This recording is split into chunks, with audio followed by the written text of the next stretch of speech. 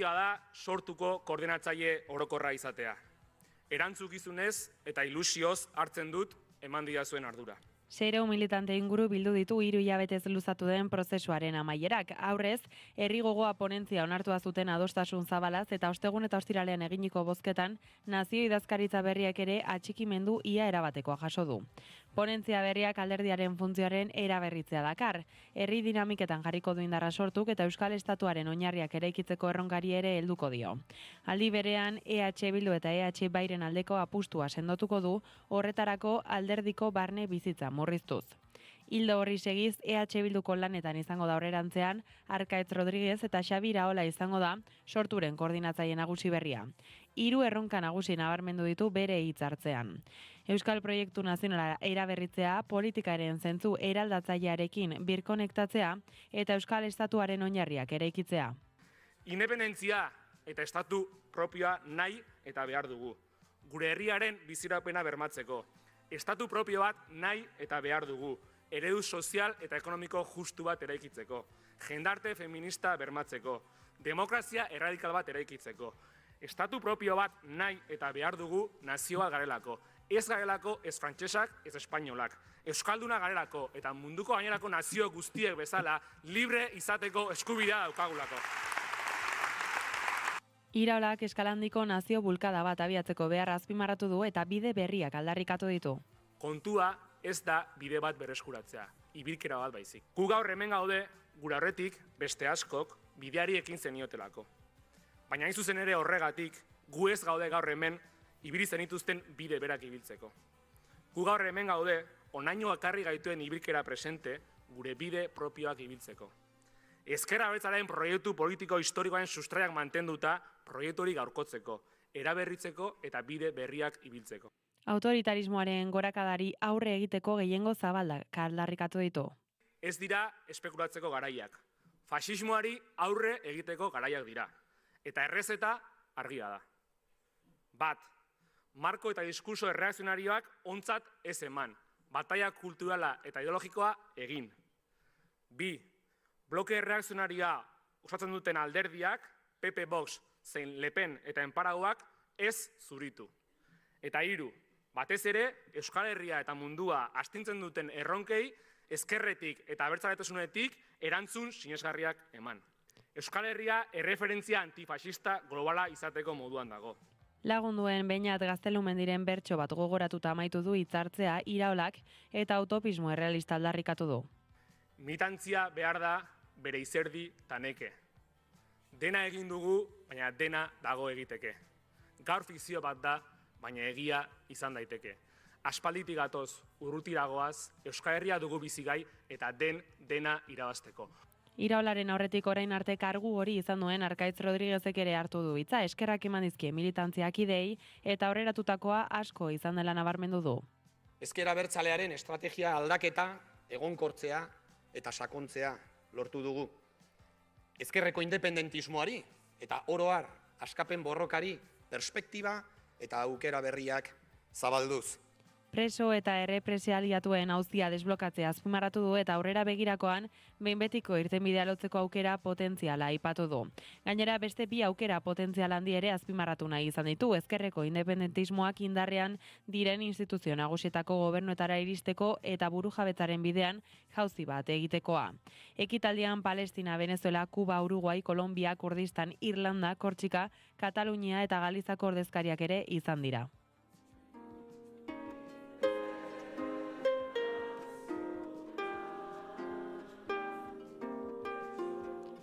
Elena Beloki sorturen nazioarteko arduradunak aldarri internazionalista egin du bertaratuek txalotu duten hitzartzean. Lurraldeen eta herritarren burujabetzan, pertsonen eta herrien autodeterminazioan, zein haien arteko lankidetzan eta bakearen aldarrian oinarritua. Hori da, autoritarismoari, imperialismo berriei eta jarrera erreakzionarioei aurre egiteko biderik eraginkorrena. Burujabetza ez da ideia abstraktua. Instituzio propioak behar ditu. Erabaki materialak behar ditu, eta herriaren borondatean eraikitzen da. Internazionalaren doinuarekin eta ukabila altxata agurtu dira nazioarteko ordezkariak.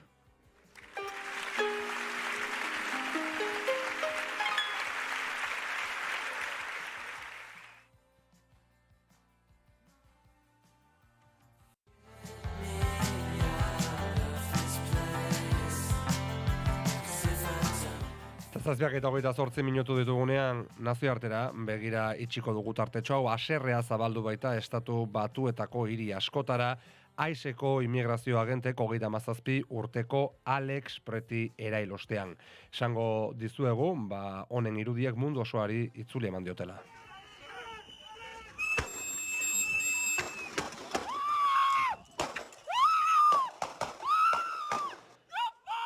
Preti Aiseko agenteak zelatatzen ari ziren emakume bat laguntzen ahalegindu zen. 7 agentek eraso egin zioten, lehenik eta behin pipermin gasa bota zioten, gero lurrera jaurti eta immobilizatu ostean jipoitzen hasi ziren halako batean 9 aldiz tiro egiteko bere aurka.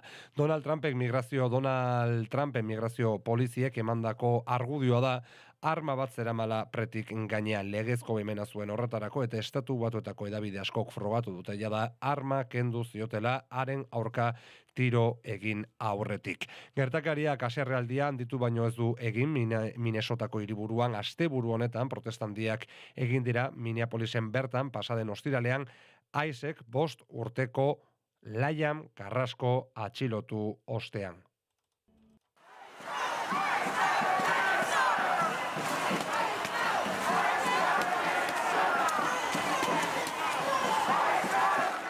Aurrori Liam Carrasco aitarekin batera bidali zuten Texaseko atxilotze zentro batera.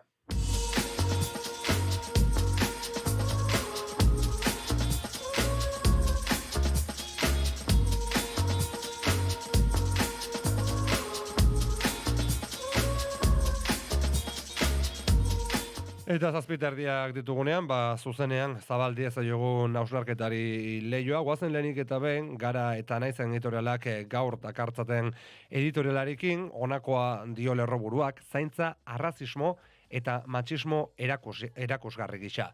Gezurrezko izenpean, Ana eta Marta zaintza langileek beren lan esperientzia latza kontatzen baitute gaurko orrialdeotan. Migranteak, emakumeak zaurgarriak dira, eta ez dago esan beharrik, esplotatuak ere badirela, hori aurreko ezaugarrien ezinbesteko ondorioa balitz bezalaia. Hala dira biak eta biek egin zuten lan, lab sindikatuak antzeman duen lan esplotazio sare arrazista eta matxistaren etxe bizitza komunitarioetan. Ez dute erreparaziorik espero, baina beren esperientzia mingarria zabaldu nahi dute, ez dutelako eurak jasandakoa beste inork jasaterik nahi. Esan bezala, itxurazko izena darabilte eta ez lotxagatik, izatekotan ere, beldurrak horretaratuta baizik. Maiz entzun edo irakurritako egitateak biltzen ditu emakumeon kontaketak funtsean, zeregin horretako langileen baldintza penagarriak eta adinekoen zaintza zerbitzu eskasa. Zaurgarritasun egoera langileak esplotatzeko baliatzen duten nagusiek. Bi langileon istorioa, sindikatuek salatzen dituzten egoerak oroar ez dira salbuespenak zaintzaren inguruan nagusitu den ereduaren ezaugarri baizik. Are gehiago, administrazio publikoek onartu eta are bultzatzen duten ereduarena privatizazio politikak tarteko. Esplotazio gertakari gordina kontatu dute bi emakume horiek, eta komeni da ez ahaztea esplotazioa ez dela emakume edo migratzailea izatearen ondorio, arrazismoa eta matxismo azalaren kolore desberdina duenaren edo emakumearen errua ez den bezala. Zaintza merkatu gai hutsa bihurtzaren ondorio da eta Anaren, Martaren eta milaka zaintzaileren esplotazioa alegia langilearen duintasunaren eta behar bezalako zerbitzua ematearen gainetik etekin ekonomikoa lehenestearen ondorio. Horrek, aldi berean, arrazismoa eta matxismoa azalarazten du. Adinekoen zaintzak jendarte baten izaeraren berri ematen du eta inbertsio gisa ulertu beharra dago, inola ere ez zama gisa. Eskubide bat da, horren bestez, pertsonen ongizatea eta ez lukurua bermatu behar du administrazioak helburu duen zerbitzua eta horrekin lotuta baita zaintzaileen lan baldintza duinak ere hasteko on litzateke hain ohikoak diren gehiegikerien fiskalizazio zorrotza egitea.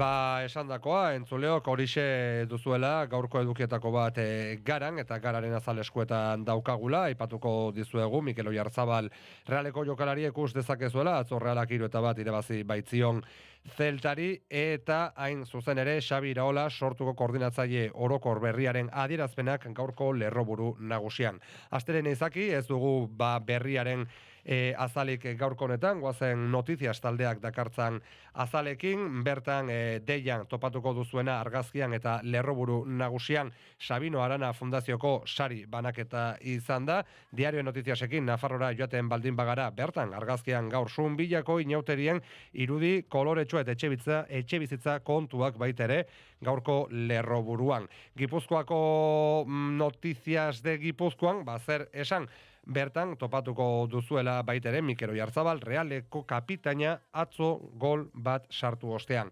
Nafarroara bueltan, Diario Navarraren eskutik, hemen ere Zunbillako inauteriak gaurko argazkian eta Damozeko tren istripoaren ondorioak berriz lerroburu nagusira. Eta amaitzeko entzuleok, Bozento taldearekin egingo dugu, lehenik eta behin El Correoren Bizkaiko eta Arabako edizioak aztertuz, Arabakoa aztertuz gaurko argazki nagusian, Carlos Vicente Alaveseko jokalaria atzo Betisi 2-1 irabazi ostean El Correoren argazkian zer.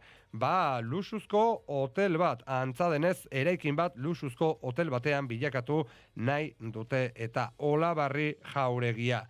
Eta Espainiako politikarenak dira berriz kongresuan datorrena jasotakoa gaur El Correoren 2 lerroburu nagusitan Araban eta baita Bizkaian ere. Kasu honetan baita ere Madrilera begira lerroburu nagusian Diario Baskon gaur nabarmentzen dutena da Sánchezek bihar Pradales jasoko duela, nola baita eskumenen transferentziari indar emateko eta berriz ere Mikel Oyarzabal Realeko kapitaina atzo gol bat sartu ostean Realak Zeltari 3-1 irabazi zioneta. Goizeko 7:34 minutu entzuleok, onaino gaurko azal digitalen errepasoa.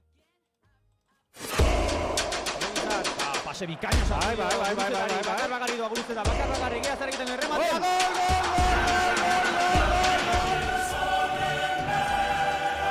Txapeldunen ligan fasea gainditzeko partida erabakigarria iritsi zaio Atletiki, orain bai. Ea hau da meitza gola izan daigen Atletiken Valeriana, ea pixka nervioak lasaitzen dian atzalde hortan. Asteazken honetan 9 laurden gutxiagotan hasita San Mamestik zuzenean, Atletik Sporting Portugal. Eskuinarekin jaurti.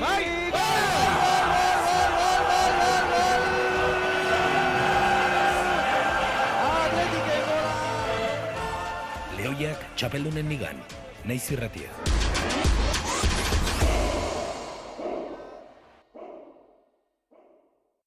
Informazioaren aria, naiz irratia.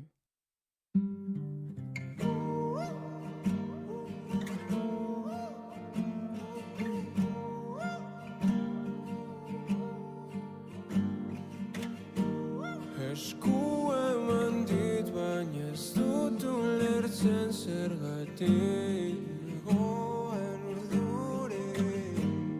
Agianik ez dakidan zerbait berak badaki Tamino urruti Estu ibili gara eriotzarekin Eta ez gara erruki Ez jonean zai, egon zai Egon lasai Ez nabil urruti Ez jonean zai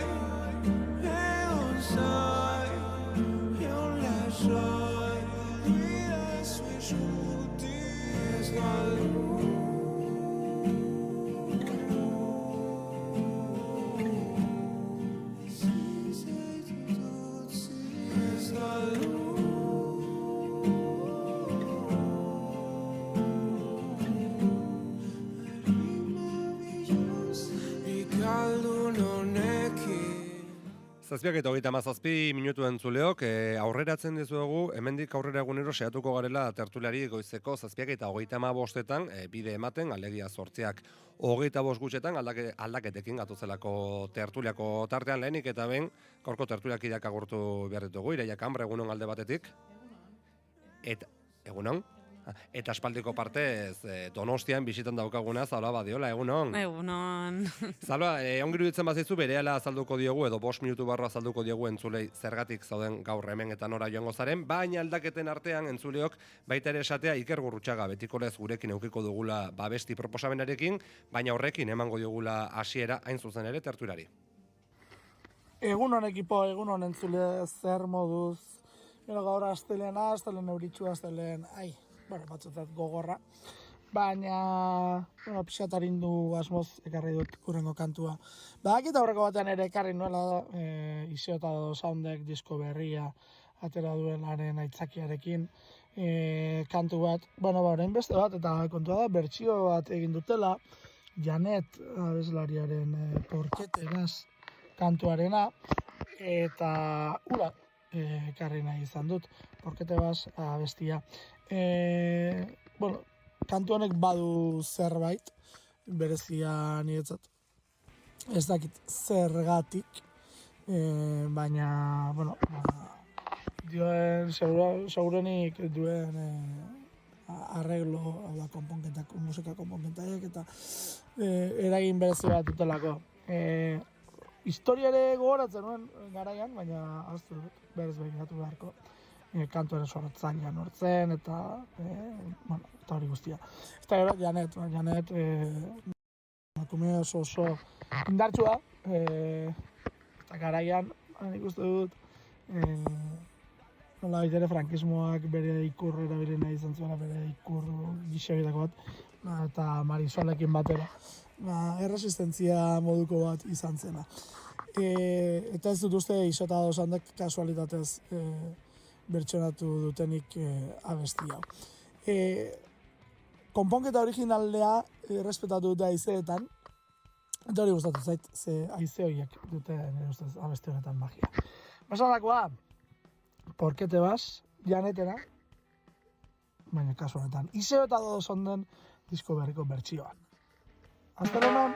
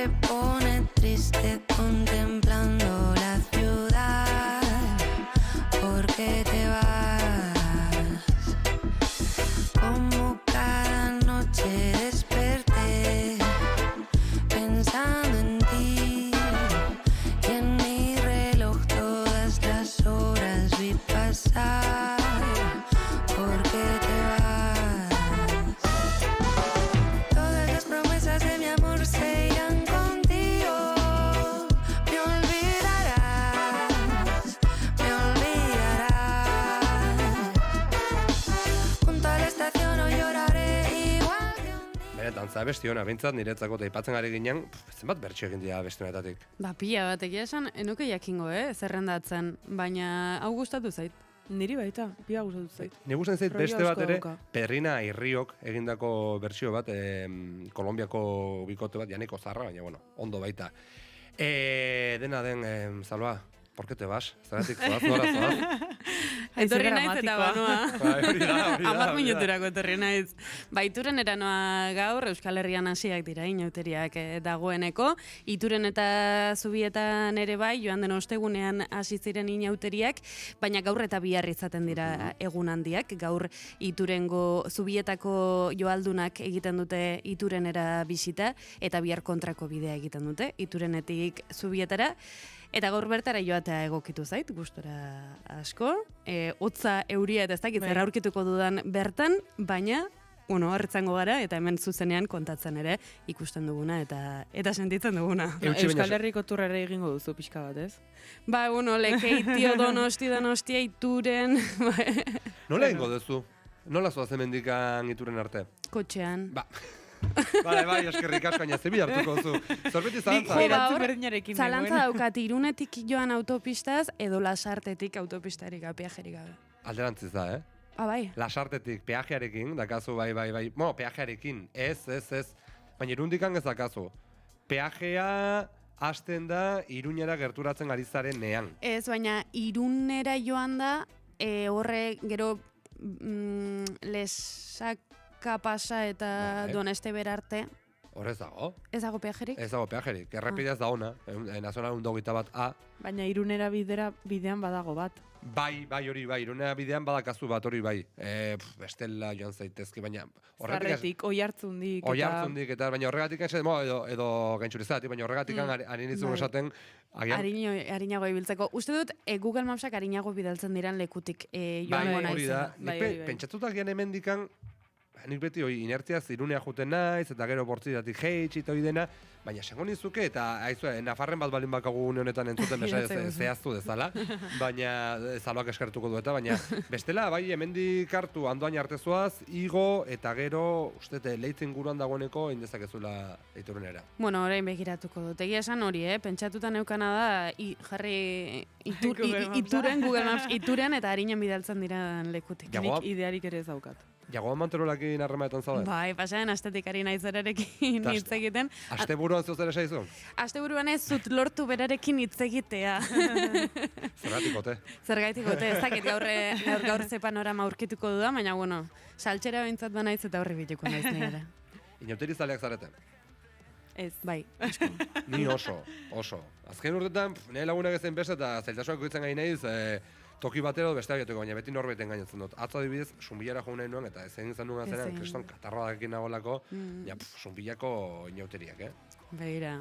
Zumbilako inauteriak eman dute zer esana, Bai. Lehin ari ginen komentatzen. Hori da, bai, eta zen mozorro, eta... Bai. Nun dago filtro, ez nun dago muga, non jarri. Nik uste dut, bueno, ez dakit, bai, muga mozorratzegerako orduan badagoela, baina inauteriek oro har badute, horrela toke anarkiko bat, bada ere, garai bat, hor historialariek eta hobeto jakingo dute, baina inauterien jatorria berez da, ez dakit nola, azaldu, dena posible edo dena egitea onartzen zen garai horietako, orduan horrek ere, ez dakit, badu zentzua, badu... Hor beti dago dikotomia, herri inauteriak eta hiri inauteriak, eta azken okortetan, nire ustez biak dira erabat bateragarriak, ze nahi hiri inauterietik gustatzen zaidana da, jendeak hain zuzen ere kutsu kritiko hori ematen dionean. Nahi, mozorro polemikoa gustatzen zaizkit, adibidez, aurten pegatzen dizu pila bat. Bai, eta aitortuko dizuet zen euki dudan buruan, baina ez dut egingo zebak jende askoentzako mingarri izango dala, eta gaina asko ridikula ezatzen gai dira, baina biztan da aurten Nicolas Maduroren mozorroa eramaten dutenean. Txandal hori. Bai, txandala. Gutxi komentatu dugu txandal hori. Ez dugu zer komentatu egia da. Ostra, badakizu ezen batetan dagoen saltzan? 200 piku. Urrengo gunean soldatu egintzen gabe geratu ziren. Txandala, hor, eraman zutenean, Ez zuen jantzita hori txandala. Ez, petxatzen dut jarriko zutela barkuan. Hombre, baina hor, beste humilazio bat.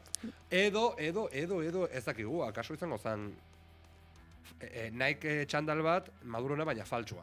Eta horrela bera bazegon mundu kapitalistaren aurka borroka egiten. Nik benetan uste dut, hor Nikek Nike aberastu egin dela, eta izan dela horretarako estrategia bat jarri zioten hori adostuta zegoen. Memeak dituzte pila bat, eta gero baita ikusi dituzue azkenekoak Trumpek ingo dula gauza bera, eta Groenlandian, eta nola, jende asko jarri du, alako meme bat, dagoeneko baita ere atxilotu dugu Groenlandiako lehen ministroa, eta hartza polar bat txandalakin. Bai, ikusi dut. Eta gero ez dakit konturatu bat zineten, ez dakit, ez zitzaidan kasualidadea iruditu, baina hortik Nicolas Maduro atxilotu eta txandal horrekin, atxilotu baitu, eta txandal horrekin agertu eta egunter dira agertu zen publikoki Cristiano Ronaldo horrek txandal berdinarekin. Benetan, hori nun ikusi. Dena lotuta gongo da. Nik bai ikusi nuela, etzela geratzen inon txandal hori, atera eta hortik 2 ordutara. Bukatu egintzela. Baina nuen gehiago ikusi Cristiano Ronaldoren abentzat ez? Ba hori, bide batez, esako dugu ezakigula, iez, Nicolas Maduro, eta bere maztearen inguruan, Cilia Floresen inguruan, ez ere, Trumpek, baina goza era, Trumpek astero erabakitzen duen ez agendan, zerbait berria jartzea. Bai, ematen du fokua aldatu egiten duela, ez nahita. Gaur emango dugu albistea, baina Israelek adibidez Gazan nahi beste akatzen eta bombardatzen jarraitzen du. Baina tira, bakizu ez beste mozorro baten pentsatu dudan, orain oso aproposa ez daitekena mozorrotzen, baina ez dakit nola egin. Zein? Hiru bat jauregitxoa zateratzea. Jauregitxoaren eraizketaz. Baina hori zaila da, Bai, zaila da.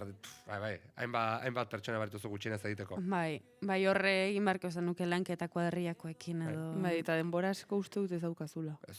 Zuek mozorrak presitu zuen? Ez. Ez, nik egia esan improvisatzen dut bastante, gustatzen zait asko prestatzea, baina improvisatzen dut bastante, ez dakit. Oraingo urtean ez dut askorik begiratu.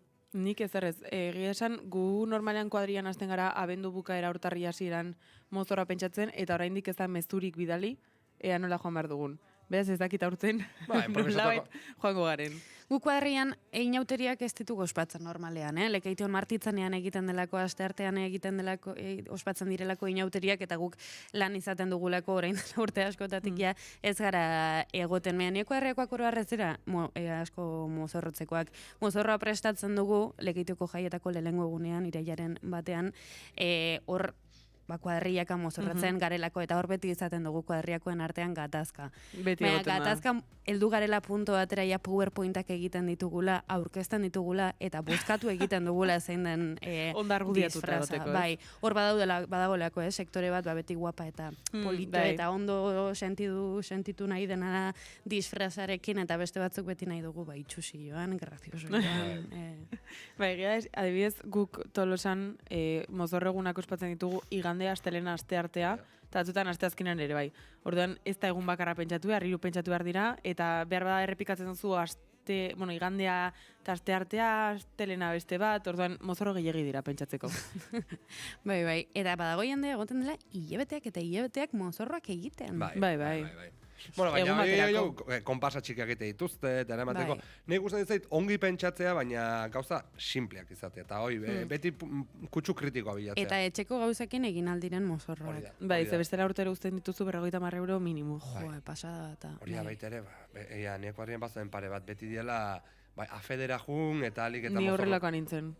Eta zuen zer zarete mozorrak berrerabiltzearen, hau da, sortzen dituzue, gordetzen dituzue, eta gero berrerabiltzen dituzue. Oain ez duten beste egite, baina lehen egiten genuen beti, larun batera begira bereziki kuadriako mozorro potentea eta bar, eta gero nik oraindik ere tarteka trapujalez jantzeko ohitura zaintzen dut. Trapujale, lezokoa, baina Barsolde osoan dagoen pertsonajea hori ostiralean. Eta gero, badibidez, egiten duena da, igandetan, nahiari eskatzen diot bere mozorro zahar bat, eta hor bakarrik jezen gara antxora, eta nik uste dut berari beste bat, edo beste bat ikusten dit. Hori izaten da polita. Baina, inauteria entzako indikan tarte etxo bat falda zaigula, nahiz eta dagoeneko, Nafarroako erreginetan kateatuta etorriko dira, gehiago ere, aipatuko ditugu. Baina entzuleok tertuliaren baitan ditugun berritasunen artean aurreratzen dizuegu baita ere egunero, tertuliaren ostean eta albistegia hasi bitarte, ala bazaneko ipuinak eskaintzeko moduan izango garela, tertulia honek pizten digun tentsioa nolabait baretzeko modu egokia. Iraia Kambra, mila esker, eta Zaloa. Bideon izan, kontu zibilen, mesatez. Bai, entzungo gaituzue, handik. Bai, badakizue. Esan dako entzuleok ala bazaneko usten zaituztegu, goizeko 8 zuekin bueltan. Ezkon berria.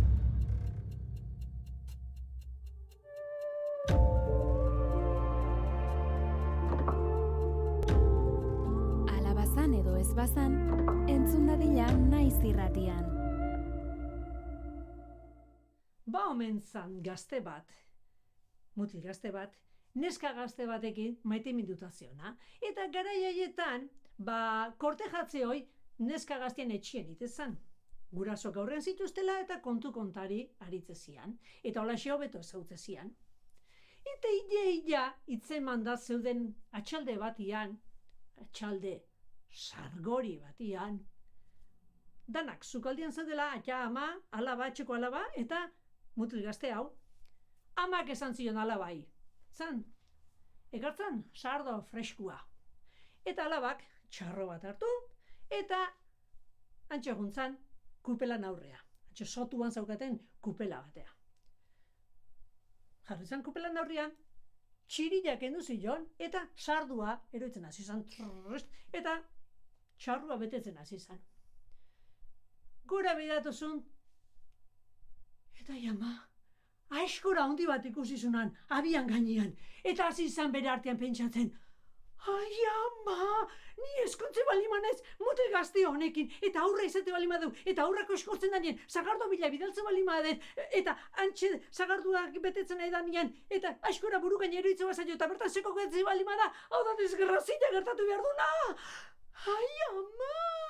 Eta nehar batien hasi izan, eta ondoko bankuan eseri izan. Post, sukaldia, sagarduan zain zeudenak, harrituta zeuden. Noaino juntzegu alaba usardo bidea? Ta ze jarri zian, baino, amak esan zuen, hemen bada zerbait, banua ikustea. Eta juntzan sotora. Sartu orduko, han ikusi izun, alaba nehar batian, eta zahardua atea eta atea eta atea, zagardo putzu bat zion. Korrika batian juntzan alaban gana, eta esan zion, alaba, ze pasatze zaizu?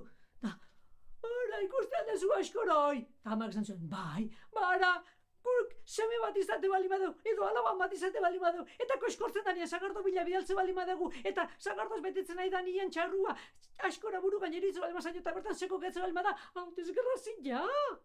Eta ama ere, nehar ez hasi zan. Ama alaba nehar batien jarri zen ondoko bankuan eserita. Sukaldian, atxa eta mutil gaztia isiliz duen. Zehar aita jeik izan, zanez. Bueno, banua ikustea ba, zea eidan gertatzen. Jaitsi izan, sotoa, eta honek ikusi zunango kusidadia.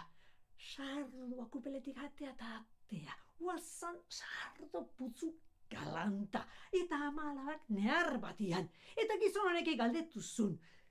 Ze pasatzen zaizue? Eta ama alabak kontatu ziren askora ikusi zutela, eta nola homeko eskortuta, ze honien bideltze bali mazuten zagardo bila eta askora hua buru gaineriko belitzen jo aurrari, ia ze, gertatu behartzun, desgrazi galanta zala. Eta aita ere, nehar batien hasi izan, eta onduan eseri zitzaion, eta antxe, nehar batian. Mute gaztia, bakar izan zukaldian, eta pentsatu zon. Hemen zehoze bata, banua bedatzea. Eta juntzan basotoa. Eta honek ikusi zunango panorama. Etxeko alaba. Eta atxatama nehar batian, sagardoa kupeletik atea eta atea. Eta korrika jaitxizan, eta horrego za txirila jarri zion kupelai. Kitxo. Eta gero galdetu zon. Jo, gertatzen zaizue, eta kontatu ziren. Ara ikuste aldezu askora, askora hua gure seme alaba edo jaiotzean nien eta bidaltze bali madeu zagardo bila eta buru gaineritzen zaiola ikuste bali madeu zagardoaz betetzen bitartien txarrua, eta bertan seko gelitzen almada, desgrazi etorri behartzaiguna, eta berri zenear batien jarri zian. Eta mutilonek esan zuen. Hau da, txoro kuadrilla hau. Nik hemen gehatu erralde bizitzen. Bueno, hoi erabaki horretik munduan barren ahun behar dut, eta haue baino txoro handigu autobatzen maitut, igual itzuliko naiz, eta bertan getuko naiz. Eta ala xeintzun, abiatu omentzan jendi ezautzea. Eta ibili izan asko. Eta ara non, ikusteun, emakume bat, atxurria nahi dela, baina aulki bat, ipurdi jail lokarri batekin lotu da. Gaztea, urbildu zitzaion emakumea eta esan zion. Aizu etxeko Andre, jakin alaik zati daukazun alkila hortxe josita gorputzai. Eta Andriak esan zion, bara, etxian lau lagun pagea, eta ni batzatik etxakuten ez emakoitzeko alki guztik harrapatzizkiate, eta iteten gerostikan, ez da talakoik gertatuko. Gazte honek pentsatu zuen. Txoro galanta. Eta jarraitu zuen aurrea. Ibili izan berriz, eta beste baserri batean, ikuluan ikusten etxego nauzi ja. Astuai, ipurdiko txulotik lastua sartzen. Gazti horbiltzea, eta galdetzen jo. Ezo gizona, zertan eizea? Ha! Gue astu hau gaxo, eta ez du ba, ahotik janai, eta orduan aurretik janare jaman beharrien, atzetik ematen nahi naiz. Bere artean gaztiak, haure, bigarren txoro handia, banu aurrea. Jarraitu zuen, eta gau etorri zan, eta orduan lotarako ostatu batian logela eskatu zuen. Ostalariak esan zion, bai, oie izango zu, baino gela beste gizon batekin konpartitu beharko zu. Ez da arazoek lasai. Eta juntzan ba logela. Eta bakoitza beroien logeatu zen. Goiz etorri zanean, Gure gazte hau, danbatekoak entzunez esnatu zen. Begilak zabaldu zituen. Eta uaxe ikusi zuna. Alde menian lo entzun gizona, gelan alde batian jarri, eta korrika saio batian armailu baten kontra jute zen. Eta armailu hortan zintzili zeuden galtzak. Eta gizon hau korrika junez domba kontra itezun. Berriz atzea gizona, eta korrika batian jute zen, eta hankakaltxe eta domba! Olaxe zebilela, gure gazte honek esan zion, aizu gizona, jakinalek ezertara izean. Eta gizonak esan zuen, galtza jantzi nahian, hau da lantilla daukatena goizero, galtzak asmatu zituen horrek eharrak mezitu. Gazte honek esan zuen, baina galtzak errexeria jazten, bai, nola jaztituzu bazuk? Eta gazte hau, oietik bat esan, bere galtzak hartu zituen, eta horrena hanka bat sartu zuen, eta gero bestia, eta gero lotu zuen, eta kitxo. Eta gizonarek esan zion, eskerrik asko, bizitza konpondu diazu. Eta gazte honek esan zuen, hau ez tegite zotean danetan txorik handina, eta alaxe esan zuen, atezan da, dira, kanpoan txoro handik topatu ditut, eta etxeko txoruak ingatu beharkoet. Itzuli izan bere, neskan gana eta bizitzi erabakizun. Eta labazan, edazpazan, sardadila kalabazan, eta atera dadila, zuen herriko plazan. Gipuzkoako Foru Aldundiaren eta Donostiako udalaren laguntzarekin ekoiztutako saioa.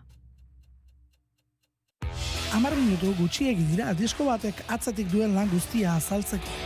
Musikaria, egunero, eguerdiko 12 eta laurdenetan, eta gaueko 10etan. Naiz irratia.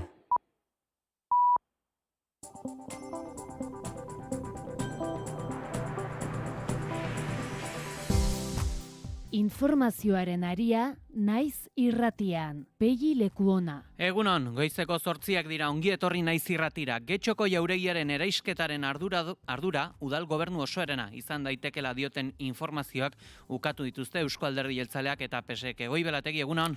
Egunon, Pegi, egunon entzule guztiak, Elkorre egunkariak kaleratu duenez, Ertzaintzaren ikerketak udal gobernu osoa egiten du eraisketaren erantzule.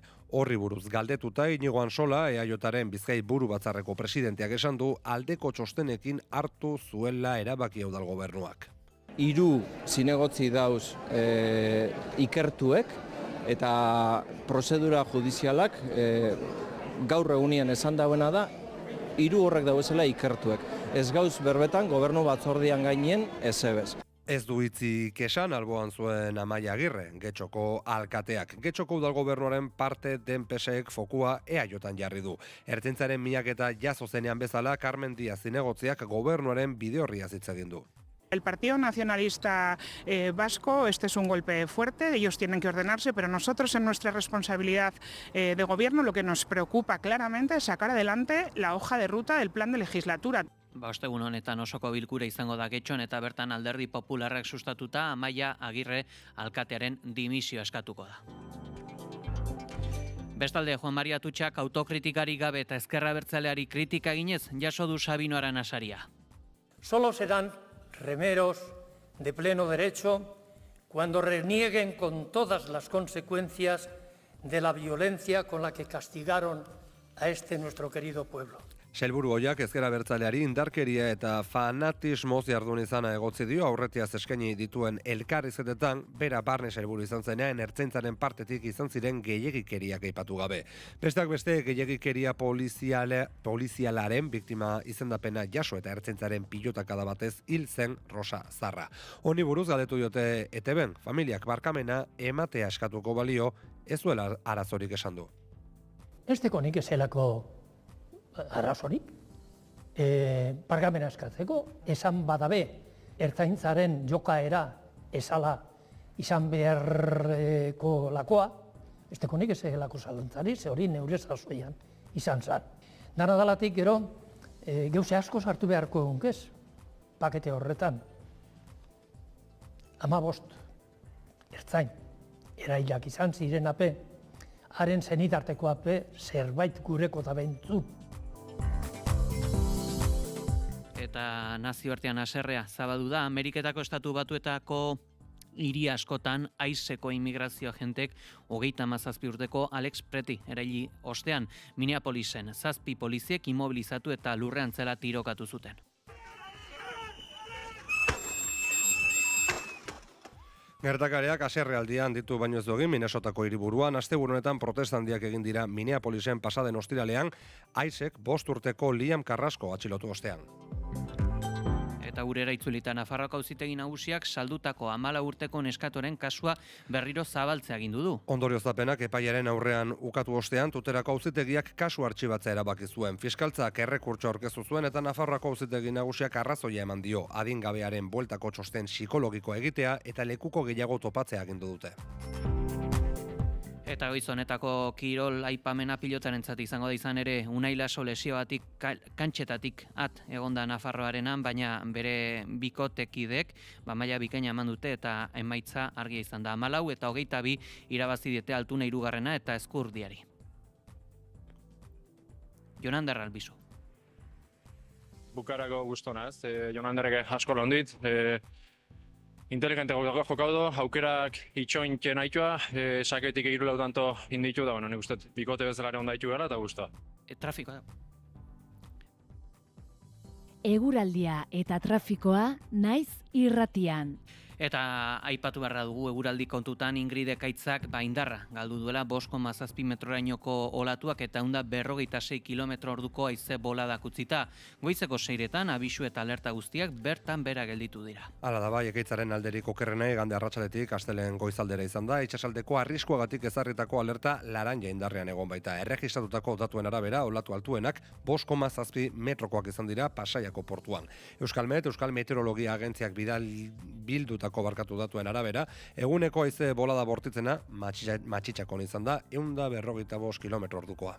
Eta orain bai, jasoko dugu eguraldiaren nondik norakoak Iker Ibarluzeak? Asteari ekiteko eguraldi nahasiarekin jarraituko dugu. Goizean hodei asko agertuko da lurralde osoa, baina hodei hauek trinkoagoak izango dira ipar ekialdean, hau da Gipuzkoa ekialdean, Nafarroa ipar partean eta Ipar Euskal Herrian, eta bertan oraindik euri zaparrada batzuk izango dira. Hala ere goizean zehar pixkanaka bertan atertzera egingo du.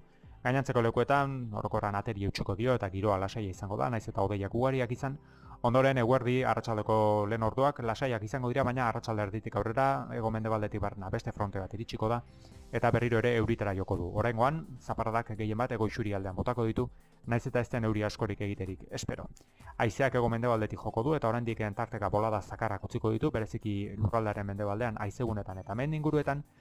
Temperatura minimoek eta maksimoek goraka jarraituko dute, minimoak 3 eta 10 gradu bitartean errendituko dira, maksimoak Kantauriar isurialdean 11 eta 15 gradu bitartean, eta hego isurialdean 8 eta 14 gradu bitartean, temperatura freskoenak ohikoa den bezala, Araba eta Nafarroa erdialdean neurtuko dira, altuenak aldiz, kostaldean. Temperatura hotzak oraingoz behintzat Euskal Herriko hiriburuetan, 5 eta 10 gradu artean, eta jaso nahi dugu ere, trafikoaren azken ordukoa goi. Aipatu behar Bilbondian ohiko autopilaketak topatuko dituzuela trafiko zuzendaritzaren arabera, Leioan, Barakaldon eta baita Galdakon ere. Joarraizburua teknikan urtarrilak 26 da, astelena. Informazioaren aria.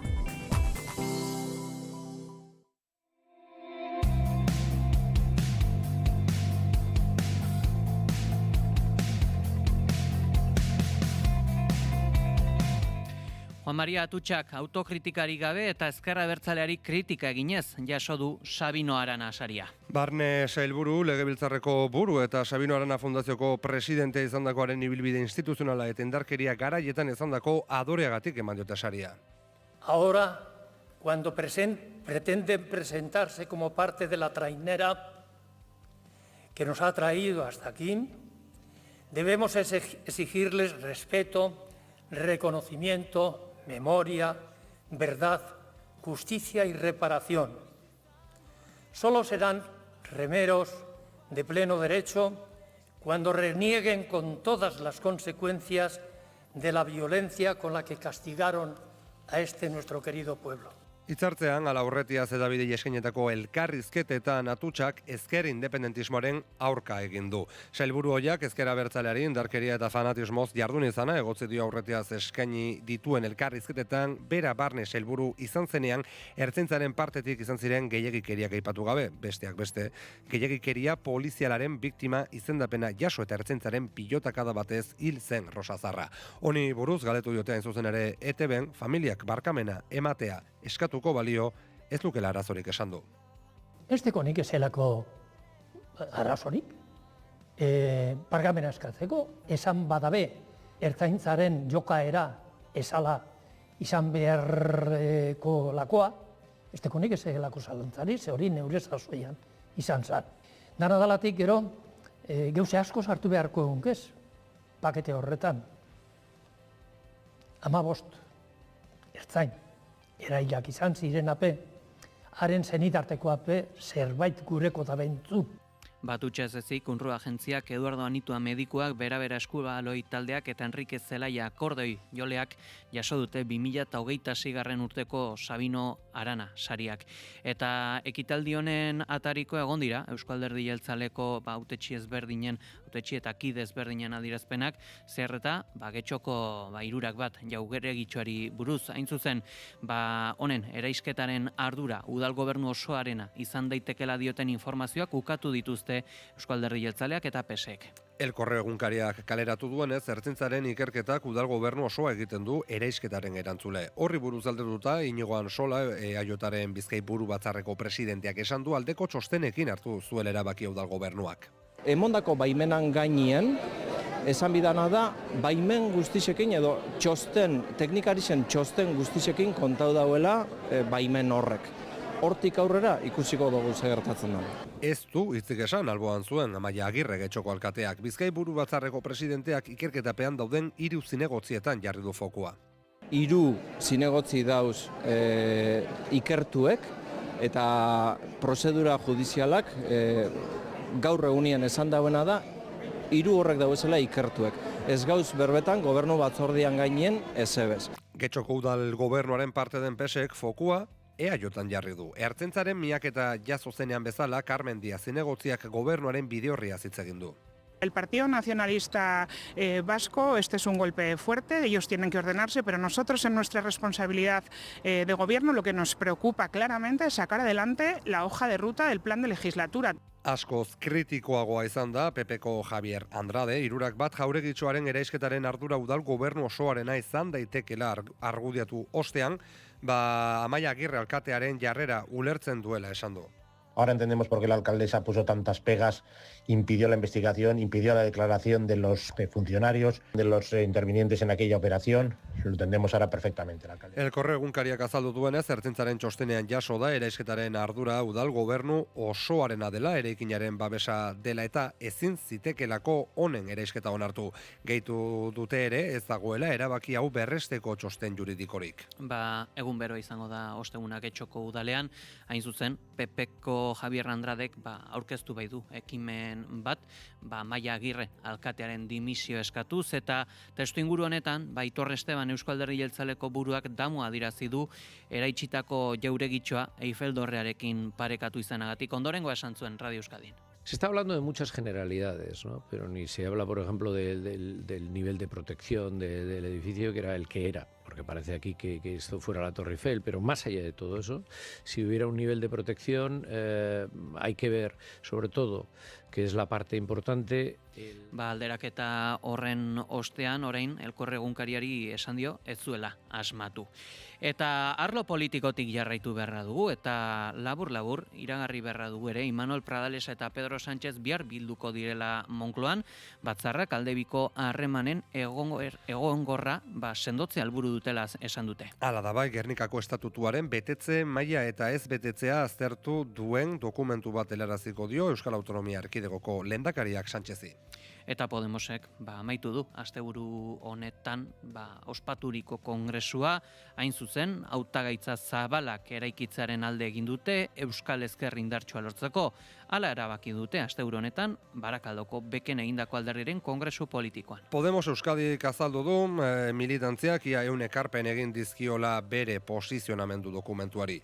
Ekarpen eta akordio horiek 5 multzo estrategikotan banatzen dira: herri eredua, eredu ekonomiko eta produktiboa, krisi klimatikoa, trantsizio energetikoa eta ingurumena, migrazio erronka eta beste indar politiko batzuekiko itun eta harreman politikak. Azken honi dagokionez, militantziak beste alderdi politiko batzuekin itunak egitea onartu dute, baina beti programen eta edukien arabera. Richard Bakero, Podemos Euskadiko koordinatzaile nagusia.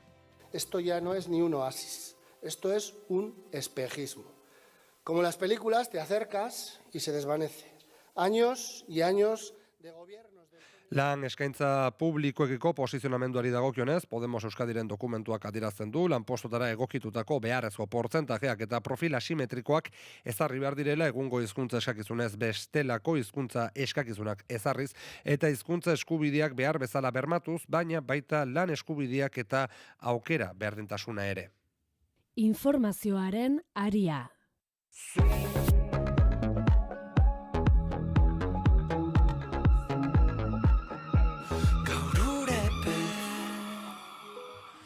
Goizeko 8 eta 13 nazioartera jo beharra dugu, izan ere haserrea zabaldu da Ameriketako hiri askotan. Haizeko immigrazio agentek 37 urteko Alex Preti eraili ostean Minneapolisen 7 poliziek immobilizatu eta lurrean zela tirokatu zuten gertakaria sareka da. Arrazista hauen aurkako protesten testu inguruan eman da, 5 urteko haur baten atxiloketak sorturiko haserrearen erdian, besteak beste, Donald Trumpek ere iragarri du, hilketa ikertzeko prest dagoela.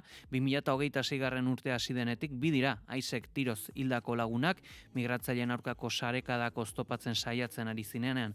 Rene Good urtarrilaren 7 erail ostean, Alex Preti 37 urteko erizainaren hilketaren irudiek mundu osoari bira eman diote.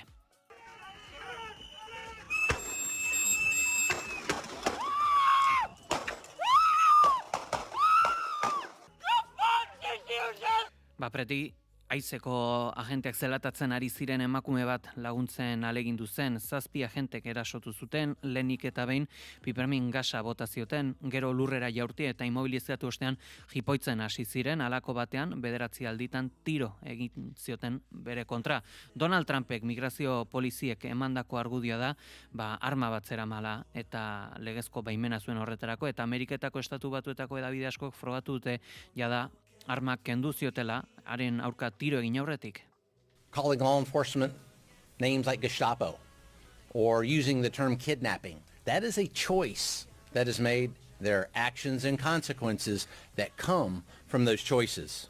Greg Bobino, haizeko buruak Preti egin du bere heriotzaren arduradun bakarra hedabide aurrerakoi eta alderdi demokrataren propaganda sinisteagatik. Kritikatu du Bobinok berak zuzentzen duen poliziakidegoa Alemania naziko Gestaporekin alderatzen ari direla. Eta gertakari honek haserraldia handitu baino ez du egin Minnesotako hiriburuan. Asteburu honetan 7 protesta handiak izan dira Minneapolisen, pasaden ostiralean haizek 5 urteko Liam Carrasco atxilotu ostean. Aurra, aitarekin batera bidali dute Texaseko atxilotze zentro batera. Eta esango dugu baita ere, Israelgo armada Gaza hiriaren aurkako erasoak areagotu ditu, su-etenean ezarritako lerro horia gaindituz. Hildako bat eta 10 zauritu izan dira gutxienez azken 24 orduetan Gaza hiriko Al-Tufah auzoan. Militarrak lerro horiaren barnean dagoen auzo honetara sartu baitira, teorian lerro gaindiezina izan beharko luke Israelgo armadarentzat. Dena den, frankotiratzaileen kontrolpean dago uneotan. Gaza hiriko erdigunean drone batek hainbat hedabideren egoitzan izandako dorre baten aurka jo du, 5 zauritu izan dira palestinarrek irrati transmisore bat ezarritako eraikinean. Zisjordanian soldatuek tiroz hil dute autoan zioan 34 urteko gizonezko bat ere. Jarraian gorpua ibilgailutik atera eta lurrean bertan utzi dute osasun arretarik gabe. Eta 5 haur hil dira ere, Siriak erasoturiko Kobane herri kurduan. 500.000 bat lagun hirian gotertuak daude, une honetan atera ezinik. Bai, ezin dute ez jaki, ez hotzari aurre egiteko erregarik jaso, testuinguru honetan 5 adingabe hil dira hotza eta deshidratazioagatik Koban inguruetan. Hiri hau erresistentzia kurduaren ikurra izan zen 2015ean ISISen ofentsibaren aurrean eta orain Siriako erregimen berriaren ofentsibaren menpe dago. Nazio Batuen erakundek eta Siriako agintariek hornigaiekin konboi bat bidaliko zutela iragarri zuten, baina Siriako indar demokratikoen milizia kurdu arabiarrek armadaren fakzioen eraso berriak salatu dituzte, ustez su-etenaren luzapena indarrean egon arren. Informazioaren aria.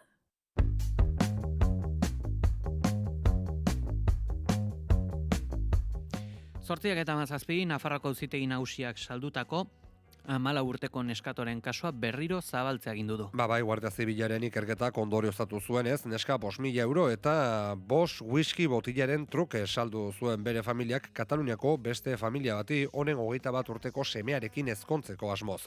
Azkenean neska bere jaioterritik desagertu zen eta Kataluniako supermerkatu baten atarian eskean topatu zuten. Ondorioztapenak epailaren aurrean ukatu ostean, Tuterako auzitegiak kasu artxibatzea erabaki zuen. Fiskaltzak errekurtsa aurkeztu zuen eta Nafarroako auzitegi nagusiak arrazoia eman dio. Adin txikikoaren bueltako txosten psikologikoa egitea eta lekuko gehiago topatzea agindu dute. Eta pertsona bat hilda Tuteran bizi zen furgonetak su hartu ostean. Bai.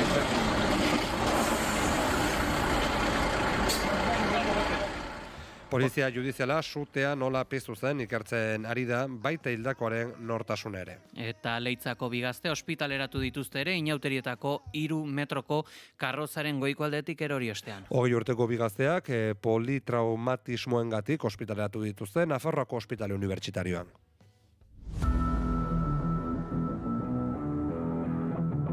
Kirol aria, naiz irratian.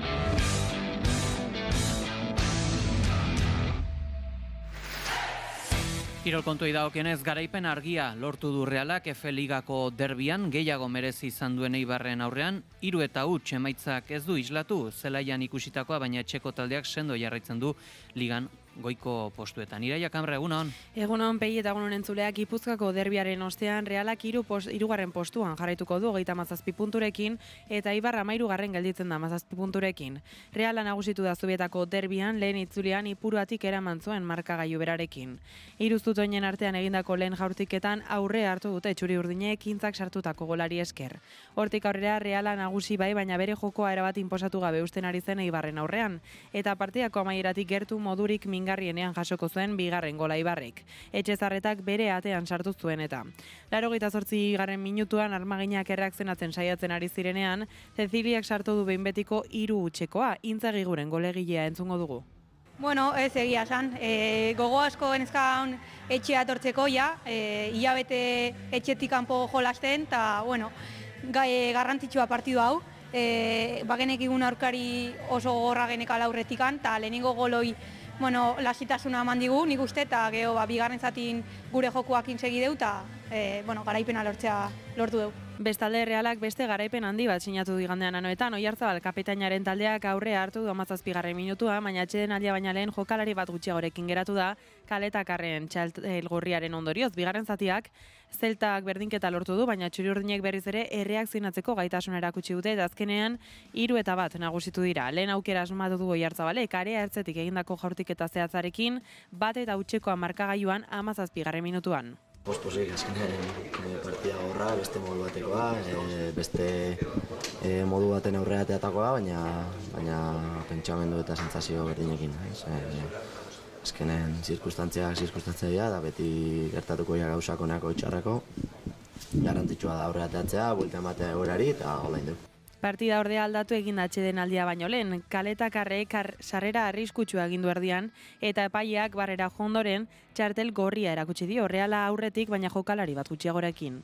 Bai, lehenengo zatien ikuste ondo egon gehala, espulsio arte gauzak nahiko ondo berten diala, prestatutakoa nahiko ondo ateatzen, normalaen bezala momentu puntualetan eta akzio puntualetan behaiek bai aukerak izaten, baina gero behin espulsioakin eta kondizio hor desberdinakin, talde guztian lana, mundu guztiaren esfortzu handia. Bigarren zatian Mataratzoren taldeak atzera egin du, azkenean 72. minutuan Borja Iglesiasik berdinketa lortu du aldaratze baten ondoren, baina 3 minutu besterik ez dira pasa, Oiartzabal berriro ere agertu arte. Jaurtik eta sarera bidali du 2-1 eginez. Azken minutuetan Zeltak dena eman du, baina penaltia iritsi da, Brais Mendezerek sartu du azkena 3-1 eginez 86. minutuan. 3. garaipena jarraia ligan eta beko postuekin tartea zabaltzen duen Erreal bat, etorkizunari baikortasunez begiratzeko moduan. Detaile txikia dira, momentu puntual batutan aurrea edo atzea ateatzen dianak eta gaur dena ondo etorria, ez?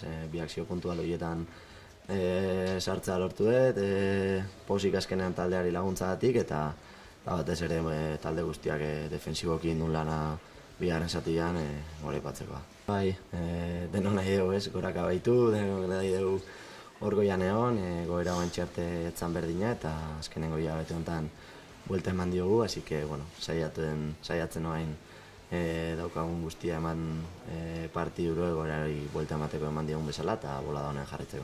Futbolean jarraitu Alavesek arnas hartu du gaur gauean Mendizorrotzan. Babazorroek 2-1 irabazi diote Betisi eta horrela jatxira postuetatik irten dira klubaren 105. urteurrenaren aste berezian. Abenduaren 6tik ez zuten irabazten Gasteiztarrek. Gusta sufrir, a mí bien poco, pero bueno, sí que es verdad que este equipo siempre da la cara. Hay partidos de los que mereces y no te llevas del resultado. Yo creo que hoy merecimos y nos lo llevamos. Hemos sido superiores los 90 minutos, nos hemos encontrado bien con y sin balón y bueno, creo que la recompensa está ahí. Hemos hecho un partidazo para mí y ahora lo que queremos proponernos es seguir ganando, hacerlo un hábito para estar fuera, porque las sensaciones son muy buenas, pero al final si no ganas, no cuenta. Hasiera ezin hobea izan da etxekoentzat, 3. minutuan lehen iritsieran Carlos Vicentek markagailua ireki du, eskuin hegaletik egindako jokaldi batean, Boiek baloia arera barrura eraman eta Vicenteri utzi dio eta honek barrura bidali du lehenengoan. Bigarren zatian lehenaren antzera hasi da, Alavesek erritmo handiagoarekin zela iratu da eta lehen jokaldian bertan aldea handitu da. Ibainezen erdireketak neurtua eta Toni Martinezen burukada bikainak 2-0 egin du. Azken txanpan Betisek estutu egin du, 85. minutuan, Abdek aldean murriztu du, baina ez da demorarik izan gehiagorako. 3 puntu urrea izan direla aipatu du Toni Martinezek. Sabes quién está delante, no perdonan, está un equipo europeo como el del Betis y bueno, y al final sabíamos que nos iba a tocar sufrir, hemos sufrido el último gol, pero bueno, ya el equipo estaba bien, el equipo estaba en el partido y estos 3 puntos son de oro. Veníamos sufriendo bastante en los inicios, después de Villarreal y Atlético justo recibimos al empezar las segundas partes. Creo que hoy el equipo ha dado una señal, al contrario hemos golpeado nosotros al empezar la segunda parte y obviamente pues es mucho mejor. Cuando te pones 2-0 hemos dominado el partido, nos sentíamos cómodos, hemos creado algunas ocasiones más y bueno, y creo que ahí está el porqué, esa sensación para mí también ha sido uno de los mejores partidos del año. Eta futbolarekin aimatzeko, Eibarrek merezitako garaipena lortu du gaur Ipuruan, luzapenean Olaetxeak falta baten ondoren egindako erremateak erabaki du partida, Almeriaren aurka 1-0 eginez. 3. garaipena jarraian etxean Armaginentzat eta seinale argiak izan dira, taldea sendotzen ari da. Azken jardunaldietan emaitzek bidea erakutsi dute. Hasieratik Eibar izan da nagusi, Almeriak ondo erakutsi dio lehen uneta, baina pixkanaka etxekoak hartu dute agintea. Gurutzetaren lana izugarri izan da berriz ere, lapurtu gidatu erdiratu jaurti, baina Andres Fernandezek alarazi du gora. Azken minutuetan Armaginek estutu dute gehiago, Almeriak ia amore emandu kontraerasoan, eta azkenean, 82. minutuan korpasen falta iritsi da, Olaetxeak sartu du 1-0. Bestalde pilotan Unai Laso lesioagatik kantxetatik kanpo egon da Nafarroarena, baina bere bikotekideek maila bikaina eman dute eta emaitzak argi uzten du 14 eta 22 irabazi diete Altuna eta Ezkurdiari. Hasieran partida estu joan da, Gorriek ondo eutsi diote Altunaren ekimena hartzen saiatzen zen bitartean eta Ezkurdiak lan handi egiten zuen atzean, baina pixkanaka urdinek aginte hartu dute. 11 eta 14koan Altunak 2 pareta ikusgarri egin ditu, baina hortik aurrera Albixuren nagusitasuna erabatekoa izan da. Pilota oso atzera jarri du behin eta berriz, Ezkurdiari aukera kenduz. Amaieraino urdinek 3 eta 7ko partziala sinatu dute aurrekariei ia aukerarik eman gabe. 14 eta 21ko tantoa Albixuk ezkerrez zabalean egindakoa neurketaren isla izan da. Azken tantoa Altunaren huts batekin iritsi da. Bukarako gustona, ez? Jon Anderrek asko londit. Inteligente jokaudo, aukerak itxoinken aitua, saketik 3 tanto inditu da, bueno, nik uste bikote bezalare onda ditu gara eta guztua. Eta amaitzeko, Kosner Baskoniak garaipen garrantzitsua lortu du igande honetan Buesan Juventuren aurka 87 eta 77 irabazita. Gasteiztarrek ez dute huts egin beti zaila den neurketa batean eta garaipen honekin aurre hartu diote aurkariari sailkapenean ere. Europan 2 porrot jarraian jasoarren Baskoniak ligako martxa honean jarraitzen du. Trent Forrest izan da neurketako jokalaririk fidagarriena 21 balorazioarekin eta Rodion Cruzek berriz ere energia eta eraginkortasuna jarri ditu kantxan. Lehen zatian Kobi Simonsen puntuek arnaz eman diote Baskoniari atxeden aldira aurretik iristeko 43 eta 39. Bigarren zatian Kuruksek jarraian satutako 8 puntuk aldea ireki dute eta Baskoniak kontrola hartu du. Amaieran partidua trabatu egin da une batez, baina Forrest berriz agertu da eraso estatikoan zalantzak uxatzeko. 87 eta 77 garaipen sendoa izan da, sailkapenera gorantz eta kopari begira itxaropentsu. Eskerrik asko Ireia. Gero arte.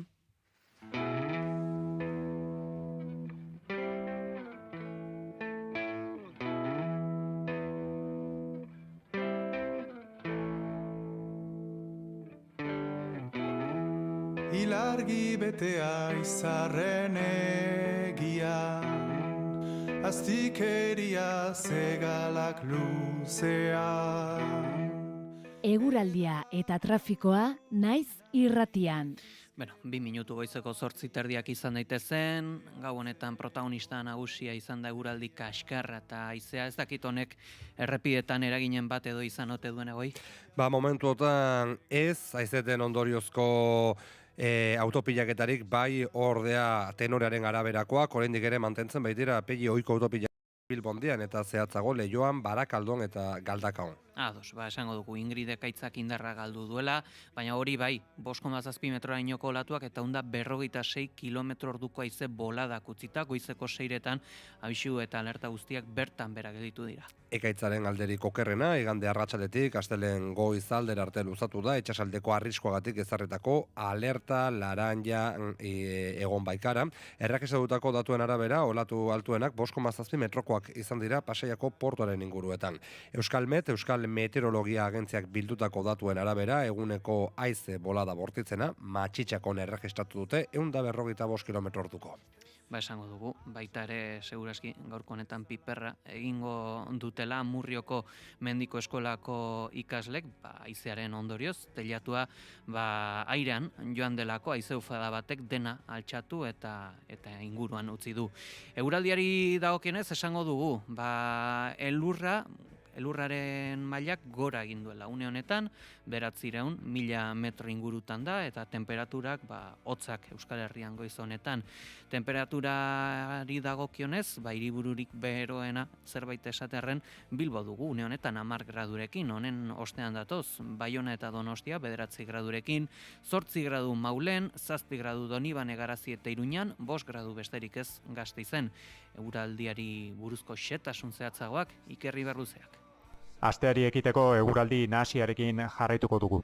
Goizean hodei asko agertuko da lurralde osoa, baina hodei hauek trinkoagoak izango dira ipar ekialdean, hau da Gipuzkoa ekialdean, Nafarroa ipar partean eta Ipar Euskal Herrian, eta bertan oraindik euri zaparrada batzuk izango dira.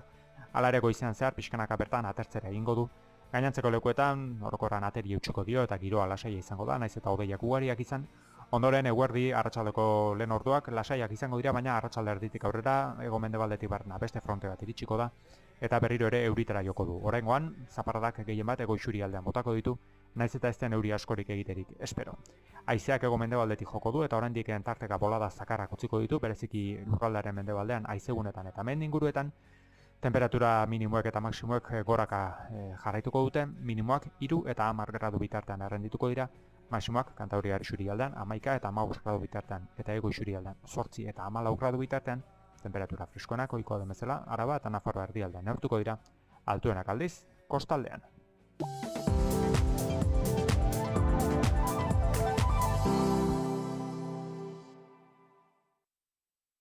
Euskal Herriko antzokietara kaka dator. 24. korrikaren ekitaldi kultural nagusia. Bilatu gure agenda korrikaren webgunean. Euskara gara. Zure sukaldea praktikoagoa eta funtzionalagoa izatea nahi duzu? Anima zaitez orain aldatzera Alkaingo profesional taldearen eskutik. Aholkularitza emango baitizute eta dena antolatuko baitute diseinutik instalaziora. Alkain Hondarribia eta Alkain Astigarraga. Azken joerak eta konponbideak zure sukalde berriarekin asma dezazun. Bai, Alkainen. Si algún día sientes esa pena no peito. Bizi lasai. Ez diozu inori ezer demostratu behar. Eukiko banu, argitasuna aukera azken momentu horretan maite dudan norbaiti zerbait esateko, sakontasun horrekin.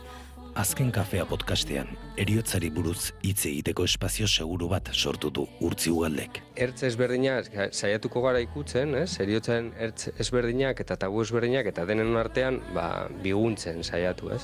Eta oraindik ere, batzutan pentsatzen du, eskenik kostatzen zaita asko negar egitea sentitzen dut, ez? Asteartero 6etan, Naiz Irratian eta ondoren webgunean eta podcast plataformetan. Que aquello se mañana siempre tenga calma. Pase bikaina sartu. Bakarra gurutze da, bakarra egia zer egiten errematea. Gol!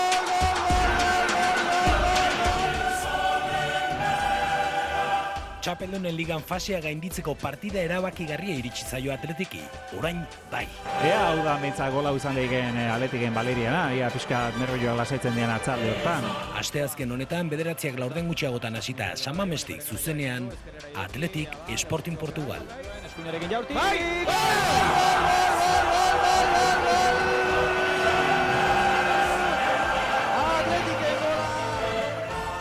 Lehoiak txapeldunen ligan. Naiz Irratia.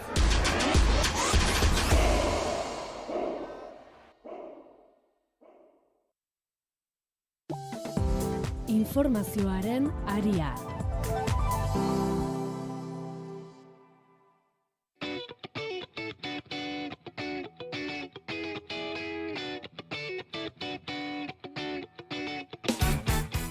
Goizeko 8:30 pasata, goizeko 9:25 gutxi jaia, eta heldu zaigu analisi mailaren tenorea. Goiz honetan gurekin dauzkau Ekintine Atorra Sagasti, kazetari eta filosofoa, baita ere, Garbine Biurrun magistratua. Egunon? Egunon, bai. Egunon denoi. Zer modu zaudete? Lo induzue, ekaitz honekin? Hemen Tolosan ez da etnik sentitu ekaitzik. Atzo arratsalden bai, nahasia egon zan euraldia, eurila eta haize pixkatu izan, baina bestela gaur gauenik ez dute zer sumatu. Eta goizen lasai asko dago hemen. Zepa, hotxe.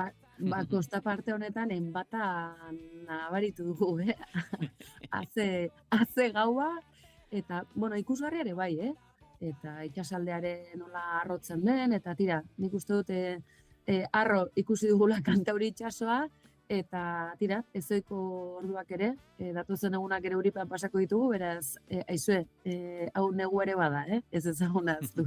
Bueno, seguru naiz gaurko honetan aipagai izango dela, lanpostu askotan eta gure entzule askoren artean, baina orain, pasaren asteko elementu bati begira, jarri beharra dugu, izan ere, Imanol Pradares lehendakaria, Davoseko foro ekonomikoan, egonda berriki, eta jaso nahi dugu, bertaratze honen balantzea, eta bita Euskal Autonomia Erkidegoaren rola gaur egungo nazioarteko ordena nahasgarri honetan, Naiz Irratiko estudioetan da, Ander Caballero, Eusko Jaurlaritzako kanpo harremanen idazkaria eta baita Euskadi Globalaren idazkari nagusia. Egunon?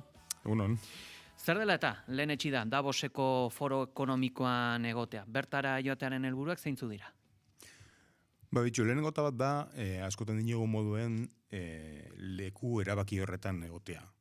Euskadiren eta munduaren etorkizuna erabakitzen den lekuetan egotea. Partida jokatzea eta erabakiak hartzen diren esparru horretan, partida baita ere jokatzea. Hori da helburu lehenetakoa behintzat.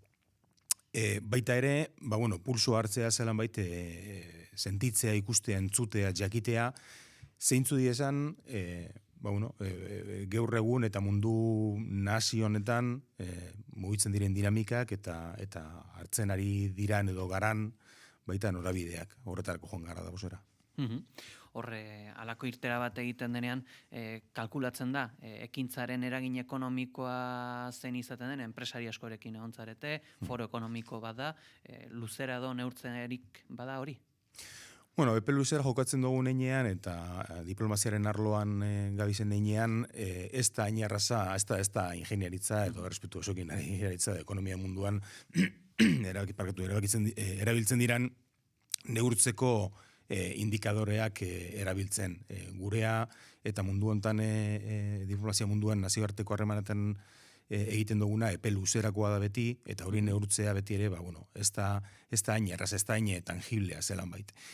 Gurea influentzia da, gurea konfiantzaren mundua da, eta zentzu hortan harremanak dira nagusi eta harremanak dira neurtzeko modu bat. Beraz, ara, ostera harremanak egiten joan garen enean, Euskadi ezagutaratze prozesu hortan, joan garen ene hortan, hori zen liteke helburua neurtzeko, helburuaren lorrera neurtzeko erramenta bat. Eta bertan izan da, Euskadiri buruz hitz egiten denean, zein da, hor bestaldean duzun pertsonak duen inpresioa, zuek zer nabaritu duzu? Nabaritu duguna da lehenengo eta bat, mundu konbulso eta zoro hontan, bai enpresek, bai inbersoreek, bai eta gobernuek, pertsonek azken finean gabiz danak estabilidade eta normaltasun baten bila. Hori da diruek, inbertsioek, enpresek, langileek eta hiritarrok baita ere behar duguna estabilidadea. Eta hori da Euskadik eskaintzen dauena, hori da ara eroan dugun mezua, eragile honentzako denentzako, eta bai somatu dugula guk berton Euskadin dakogun eredu sozioekonomikoa zelan bait, eta gizarteak hartzeko modu hori, badaukala espazio bat, badaukala gura bat eragile horren eskutik, eta oso feedback, hasikerako feedback ona jaso dugu. Halako foroetan enpresariek ohikoa da, lehiakortasuna eskatzea lurraldekiko, ez dakit, nolako eragina izan dezake bertan hartzen diren, edo bertan enpresek helarazten dutenaz? Lehiakortasuna aipatzen dozu, eta guk berton egiteko modua, daukogun egiteko modua, gizarte egiteko modua, enpresa egiteko modua, ekonomia egiteko modua, politika egiteko modua, hori da baita ere sostenigarritasun ikuspegi batetik lehiakortasun komponente potente bat. Hori da, ostera ara helarazi gura izan dugun mezu bat, bai enpresen aurrean, bai eta inbersoren aurrean, bai eta bestelako medio batzuen aurrean baita, eta jaso duguna, ostera da hori munduak momentu konbulso eta zoro honetan behar dauena eta guk lan ikusten dugu dira benetazko balio batzuk, balore batzuk eta gizartea egiteko modu bat. Eta zehaztasunez, bertan indako topaketen ostean enpresariek eskatu dute, neurri zehatzak hau da, hau egingo bazenute, nik hau egingo nuke, bertan edo halakorik egon da? Jaso duguna izan da, erantzun oso zuzen bat zentzu konkretuan, ez da, osterbe lehen aipatu dozu, lehenengoz da, lehendakari bat eta Euskadi bera, Davoselako foro baten egoten garen aukera. Enpresek ikusi dabe hori dala foroetako bat, hori dala egon behar dugun foroetako bat, eta feedback oso ona jaso dugu beraien eskutik. Azkenean, lankidetza publiko-priba horretan, horrelako esparruak zabaltzea bai gure aldetik enpresei eta baita ere enpresek Euskadiri zabaltzen dautzoen esparru hori, ez da, azkenean aradara egun irudia enpresena da baita, beraz, bata besteari laguntze hori, nik uste dut oso emaitza positiboak izan dauzela, eta bai jaso dugula, feedback positibo hori, esanaz, esparru horretan egon barko gineakela danok elkarrik. Horre, gaur bertan, Pradares lehendakariak Petronolreko instalakuntzak bisitatuko ditu, eta Davosen, hain zuzen, Josu Jon Imazekin izan zinaten, enpresari hau berrik izan da ere etxe zurien, eta iragarri zuen Venezuelan gauzatzen duen aktibitatea hazi egingo dela. Honek, kalte egiten dio Euskadiren irudiari? Guk ostera estabilidadea ikusten dugu eta nik uste dut etxe zurian baita beste eragile batzuek alakorik aipatu ebela, inbertsioak egiteko moduan estabilidadea behar da bela, bai enpresek, bai kapitalak, bai eta inbersoreek. Guk Euskadiren irudia kanpora dugun esparru horretan hori da precisamente erakusten dugula. Beraz, nik uste dut horrelako foroetara joatea guk berton dagoen estabilidade hori aldarrikatzen eta erakusten, oso alde positiboa ekartzen duzkula herriari baita. Bestalde, Davosen, Jose Manuel Álvarez Espainiar Atzerri Aferetako ministroak aldarrikatu zuen Europar Batasunak Europako armada aman komuna sortu behar duela. Zer iruditzen zaio hau Eusko Jaurlaritzari? Konstiente gara zelako momentuetan bizi garan, oso konstiente gara. Europaren segurtasunak esparru oso diferenteetan eta zabaletan guk uste dugu prioridadea dela. Europan behar dugu, eta horrek logikamente badauka ondori hori baita Euskadin, behar dugu segurtasun industrial bat, behar dugu energia segurtasuna, behar dugu jakien inguruko segurtasuna, eta logikamente ikusita mundua zelan dauen, Europak pauso indartsuak egon behar dauz segurtasun eta defentsaren esparru horretan. Defenditu behar dugu, eta nik uste defentsa hitza dala klabe hontan, ez da inor atakatzeko, baizik eta defendatzeko, Europa defendatzeko behar duguz, esparru horretan kubridu, eta oso arkibili nunien bidezan inbertsioak eta lanak. Defentsaren sustapen horretan sartuz gero, aipatzen zenuen egonkortasun hori kolokan egon daiteke? Defentsa sartzara garanean, ostera segurtasuna segitzen dugu erba, eta guk Euskaditik egiten dugu zen esfortzu danak, eta oso klaru dago baita ere Eusko Jaurlaritzaldetik dira segurtasun industrialan ikuspegitik, segurtasun energetikoan ikuspegitik, ikusi dugu zelako negoziaketak eta eroan dira aurrera industria departamentutik eta beste batzuetatik, eta ostera defentsa ikuspegitik baita guk klaru daukogu Europa dagoen lekuan guk egon behar dugula. Eta Europa seguro bat behar dugunean, Europagaz batera ibili behar garala, esparru horretan baita. Beraz, Europak hartu behar da zuen, erabakien inguruan gu Europakin egongo gara. Bestalde, Jens Stoltenberg, Norvegiako finantza ministro eta natoko idazkari nagusioiarekin izan zineten, zerri buruz hitz egin zenuten berarekin?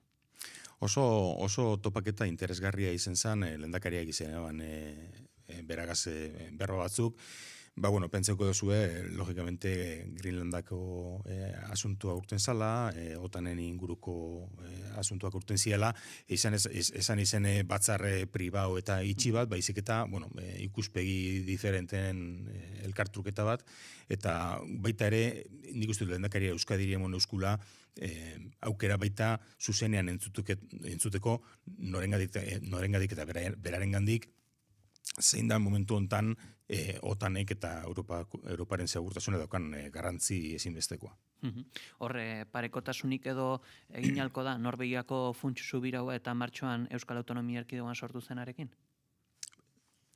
Funts subiraua, Norvegiakoa, esanguratsua dena, ezaguna dena, hor martxoan Euskal Autonomia Erkidegoak sortu zuen funts bat, ez dakit parekotasunik edo dagoen, edo ez dakit, opurritu zait, Jens Stoltenberg Norvegiako finantza ministroarekin hitz egiten baldin bazu, akaso galdetuko diozu, nolakoa da zuen funtsa, zer egin beharko denuke guk hau dugu alakorik egon zen? Ez ginen sakotasunean sartu kontu horretan, kontutan izen zelako foroa izen zan, handabozen, eta ezala aurrez aurreko batzar pribau bat. Guk, bai logikamente gurako ongena da, ikesi beste eredu batzuen ikuspegit, zelen indi esan gauzak, bai funtzen inguruan, bai beste batzuen inguruan, hau da politika industriala beste batzuk, baina dinetzudan lez eginen sartu zehaztasunetan, eta guk dana dela gure eredu propioa izango dugu, bai aztertuaz beste batzu, bai kontutan izen da zeintzu dian Euskadin beharrak eta bertondako guzan kapazitateak. Hor, Davosen testu inguruan ere, hitzein da Europar Batasunaren antikoertzio mekanismoari buruz, Ameriketako estatu batuei presio egiteko, jakin nahi dugu, ea zer iruditzen zaizuen aurri hau? Klaro dauena da, nik uste historian zehar erakutsi da Europako herriak eta herrialdeak batera egiten da benean, eta Europa modura batera egiten dugunean orduen garala indartsu, ezta. Klaro dau, ikusita zindan estatu batuen jarrera, bai eta beste herrialde batzuen jarrera mundu hontan nun influentzia esparru horrek emoten dauen bueltan etorten diezala, Europak indarra izan behar dau eta indartsu jokatu behar dau, eta beren mekanismo konkretu horrek martxan jarrin beharko dauz, alan eskatzen badauen egoerak. Honek Euskal Autonomia Erkidegoari nola eragingo lioke? Bueno, guk ostera Europa ondo dijoan enean, nik uste Euskadi ondo joango dela. Logikamente, hor tensioak sortzen diezanak, mundu komertzialean gehien bat, eta ikusi dugu oinartekoa tarifen eta mugar zergen ingurukoak baselan kaltetu hande bezan geure industriak gu oso adibili gara zentzu horretan, bai jarri dugu zale mekanismo batzuk martzan azkeneko hileetan, azkeneko urte hontan, ostera Europa behartuta badago, zelan baiteko liskar hortan parte hartzen, logikamente defendatu inbarko dugu gero burua, eta horretarago dagoz Europak eskura daukazan mekanismo horrek. Ameriketako estatu batuetako ordezkaritzatikan zer helarazten dizute? Zein da bertan duten une honetako testu ingurua eta kezka? Bertotik ikusten duguna oso bokala da hango gobernua eta ikusten dugu, ezta medioetan oso presente dabil, momentu oro tweet bakotzeko, ez da orduro dago barri bat handik datorgula, beraz, ez da han jasotzen dugun informazioa bertoko medioetatik jasotzen dugunarekin konparauta nahiko antzekoa da. Egia da, herrialdea oso momentu konkretu baten dauela, presidentzia oso konkretu batekin, baita ere, Kanadako lehen ministeria entzun geuntzen aurrekoan, ez da asunto koiuntural bat, egia dela, era diferente batera mugitzen ari garala, eta nik uste dut hori estatu batuetan bertan sentitzen dala, bai ordezkaritzatik Washingtonen, baietan dako usan beste eragile batzuen eskutik jasotzen dugu, tensiño hori zela bait, ez da? Eta ezakit, nabaritzen duzue alderik edo behintzat atentzioa ditu dezaken elementu bada, Ameriketako estatu batuetan politikagintzak zer nolako erritmoa duen, Donald Trumpek zerbait iragarri segituan betetzen dela, alderatuta Hego Euskal Herriarekin, edota Espainiar estatuarekin, edota esaten zuen Macron berak, for sure horrekin aipatzen zuen, erritmoak bestelakoak direla, horri buruz hausnarketarik egin duzue? Erritmoak, klaru dau, bi kultura diferente direla esparru anitzetan, ez da? Estatu batuetakoa mundu anglosajoia zelan bait, eta estatu batuetakoa zehazki, eta Europakoa beste alde batetik. Egia da berton, asko hausnarketa profundoago batzuk egiten diala, sakonago batzuk egiten diala, eta neurriak hartzerako momentuan, bai, emote eskula impresioa askotan, estatu batuek mugitzen diala asko harinau, ez da? Gero horren ondorioa bekudeatu egin dira. Beraz, bi elementu diferente dira, asko esate duzkue baita da, konstiente gara, nik uste dut Europati baita, ez da? Mundu ekonomikoan, edo emprendedore mundu hortan, teknologia munduen, zelan erabakiak askotan hartzen diran, modu harinau baten, estatu batuetan, da horre bai, logikamente, badaukaz ondorio positibo batzuk, baita ere ia da, Europan segurtasun juridiko eta bestelakoa, baita emote euskula bestelako, jarrera bat, bestelako poso bat, ez da? Horre, dago zer aldu berritan ere, lehendakariak esan zuen krisian zela, liberalismo ala globalizazioa, honen aurrean zer egin bada? Nik uste dut baloretara joan behar dugula hueltan. Hori oso klaro daukogu Euskal Gobernutik, Eusko Jaurlaritzatik, eta nik uste dut Euskadi modura bere hori oso klaro euki beharko geunkela. Heldu gara momentu batera, nun errealismo baloretan basatutako errealismo batera joan beharko gineakela hueltan. Guk hori oso klaro ikusten dugu. Gure herriantzako, gure herriaren etorkizunerako, gure gizartearen etorkizunerako, ez dugu gura indarrean oinartuta dagoen mundu bat, edo indarrean oinarrituta dagozan harreman nazioartekoa, baizik eta balio antzekoa daukien herrien arteko harreman batzu, eta nolan ikusten dugu mundua guk. Eta ezakit, akaso aurre iritzitik edota ezjakintasunetik Davosen errentaren eta aberastasunaren birbanaketaz hitz egiten da? Nik uste tamalez aurton ez dala fokoa hortan jarri. Nazioarteko egoera dalata eta ikusita zelako liskarrak tensiñoak dozen nazioarteko munduan, aurton egia da Davosek foko hori zelan bait mugitu egin dauela, eta Trumpen munduko eta estatu batuen jarrera horrekiko fokoa egondala, eta ez hainbeste Davos hezikera baten sortua izen zen berba horren ingurura, ezta? Zelan banatu munduan eskure dauko guzan errekurtsuak, zelan mundu sostenigarriago bat egin, eta zelan mundu justuago bat egin. Nik uste dut, aurton, fokoa burtxot beste nunbaitxera bidea egin dela. Asteburuko albiste ere izan da, zalantzan dela, Bordel eta Dax sartzeko abiadura handiko trenaren konexioa. Ezakite, aukera izan zenuten Davosen estatu frantseseko gobernuaren ordezkaritzaren batekin hitz egiteko honi buruz? Ostera, Davosen aurton tamalez esango neuke, baina fokoa beste bat izen da, askozaz orokorragoa zelan baita esatearren, mundura begira, munduaren tensioak eta zelan kudeatu izen da fokoa, eta ez dugu izan aukerarik bertan asunto oso konkretu batzuen inguruan eitzeko berba, hori beste esparru batzuetan baita jorratzen dugu, eta eukengo dugu aukerarik urrengo gunetan baita. Eta zehatzago galdetuta hor, Macron presidenteari ere gutun bat bidali zitzaion, abiadura handiko trenaren bueltako kezkari buruz, erantzunik egon da?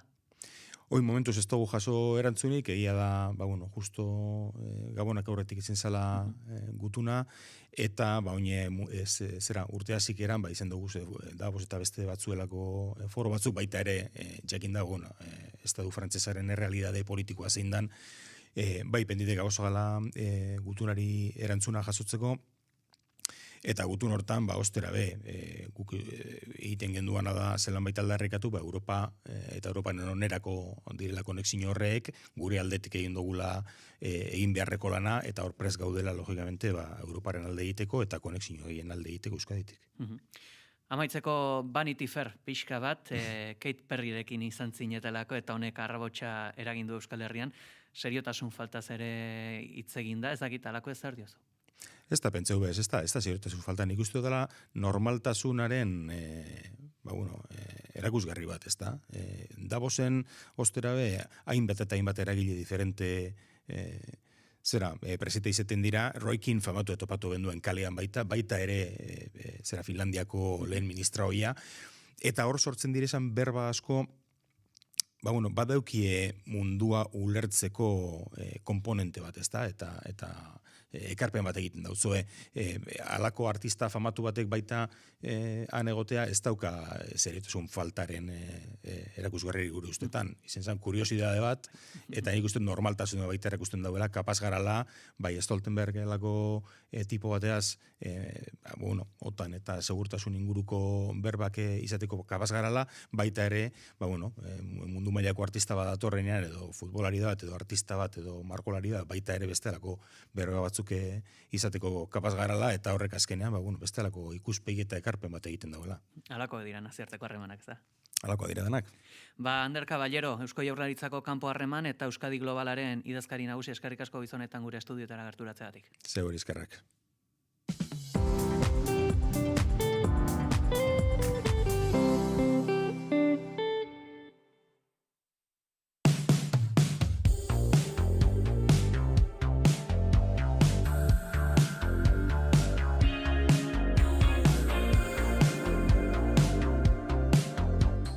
Goizeko 9:05 gutxi, agurtu berri dugu Ander Caballero, eta, posible bada, gustatuko litzeak pikin bat aipatzea, bere adirazpenak, eta horre aldarrikatu du, nabarmenki Caballerok, horre egonkortasuna behar dela, horixe bera, aldarrikatzen du horre klase ekonomikoak, eta noski, horren ondorioz, Davoseko eztabaida guztiak bideratu zirela, Trumpen nondik norakotara, eta hor aipatu digu, mugitu edo gelditu zela, hor errentaren birbanaketari buruzko eztabaidak, horixe bera, laur eta azkar hori konfen aipatu digu Caballerok, eta ez dakite zer iruditzen zaizue, Euskal Autonomia Erkidegoa bezalako lurralde baten presentzia, halako goi bilkura ekonomiko batzuetan Garbine, zurekin hasiko gara? Ez dakit ulertzekoa da hor egon nahi izatea, azkenean eskaparate bat da baita ere, ez da? Nola baita esateko, esango nuke neurri batean baita ere feria bat dela, feria zentzu honean, ez da egiten dira beste feria batzuk. Baina, eduki ekonomiko eta politikoa badauka. Davoseko forua da erakunde bat, ezta? Eta egonkorra da, eta biltzen da, urten behin, uste dut, Suizan, ezta? Davos izeneko herri horretan. Bueno, ni harritu nauena da, eta orduan ulertzen dut, Pradales lehendakaria eta bere taldea, Eusko Jaurlaritza, hor parte hartu nahi izatea, adierazi du zergatikan, zertarako, zertarako, ez dakit, jakiteko, ez da esan du pulso hartzea, dagoen nazioarteko egoerari, eta horrelako harreman personalak ere bai, personal politikoak egiteko. Nik ez dakidana da azkenean hor zer lortzen dan. Batetik ez omen dute hitzegin esaten dut aurten, baina uste dut ez dala normalean hitz egiten gehien sufritzen ari diren herrialdeetaz eta pertsonetaz, ezta? Edo zaurgarrienetaz, edo pobreenetaz. Horiek kanpo daude, hor ez dira azaltzen. Eta hau lotuko dut beste gauza batekin, ezta? Zuk adierazi duzu egonkortasuna dela behar bada hor behar helburua, eta baita ere oinarria, behar den oinarria garapen ekonomikorako, eta nik esango nuke hor bilatzen den eta hor hitz egiten den egonkortasuna dela bakarrikan seguritateari lotutako egonkortasuna. Seguritate militarra, poliziala eta ekonomikoa. Baina bakarrikan egoera ekonomiko batean, edo politiko edo sozial batean gauden ontzat. Ez da beste munduko zati haundi bat, benetan haundia, geografikoki baino baita ere kontuan hartuta zenbat biztanleriari eragiten dion, horiek ez dira kontuan hartzen, horiek ez daukate bat ere parte hartzeko aukerarik, eta hoien egoera ez da lotzen egonkortasunarekin, eta nik uste dut munduaren nazioarteko egonkortasuna lotu behar dela baita ere, denon seguritate personalarekin, ekonomikoarekin, eta denok eskubide guztiak eukitzeko aukerarekin, hori da egonkortasuna, hori da behar dan seguritatea. Baina Davosen nik uste dut hori ez dala kontuan hartzen, edo Davosen biltzen direnei, printzipioz han dauden bitartean behintzat, haientzat hau ez da gaia. Ekina? Bai, esan da, ez dakit uste dute gauza dagoen bezala Jaurlaritzak nahiko lukela, halako posizio bat markatu bai politikoki, bai irudi aldetik, azkenean estetika kontu ere bada.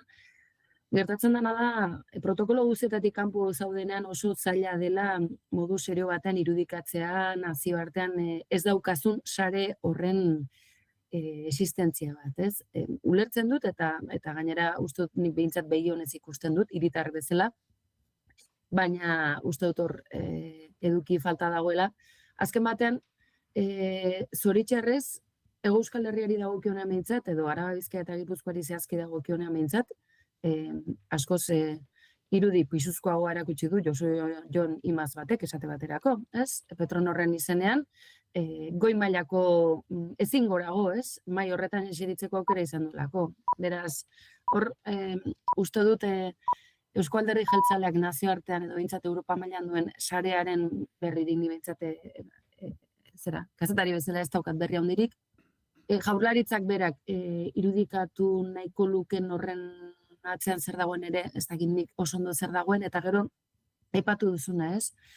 Egia da, informalki ere harremanak asko lantzen direla, ez? Halako gailurretan, halako bileretan, halako aldebikoetan, edo alde hainbatekoetan, baina ez dakit nik hori, ez dakit, musikari ezagun batekin argazki bat atera eta hori publikatza denik, ez? Ez dut, printzipioz, txarrik ikusten, baina ahuldade edo eta ez dakit nola esan, arintasun baten ikusgarri bai, ez? Zuke harreman sendoak baldin badituzu, eta horri eranzten baldin badiozu, bertako aurpegi ezagunekin gainera izan dezakezun tratu, erraztasun eta personalki ere jarduteko daukazun gaitasun hori, bikain, ez? Horrela borobilduta geratzen zaizu eta protokolo esan dezagun formala eta informala bikain beteta. Kasu honetan, ez dakit nik hemen ikusten dut alako arintasun bat, bai, ez dut ikusten horre eduki handirik, eta gauza dagoen bezala, Euskal Estaturik ez daukagu,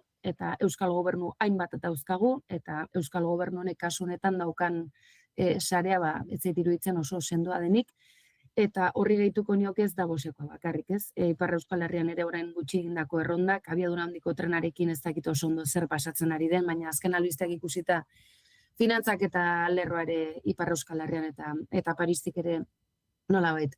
Ez gure izan sartu bezik eta instituzionalki oso bestelako finantzak eta eredu bat dute, eta abiadura handiko trena Ipar Euskal Herriko hiriek ez badute finantzatu nahi, esosak bestera batera bideratu nahi dituzelako jai dauka, bai Jaurlaritzak eta baita Lehendakaritzak berak ere, ez? Beraz, ez dakit ni hemen zalantza handiekin geratzen ez, eta arintasun gehiegi ikusten dut.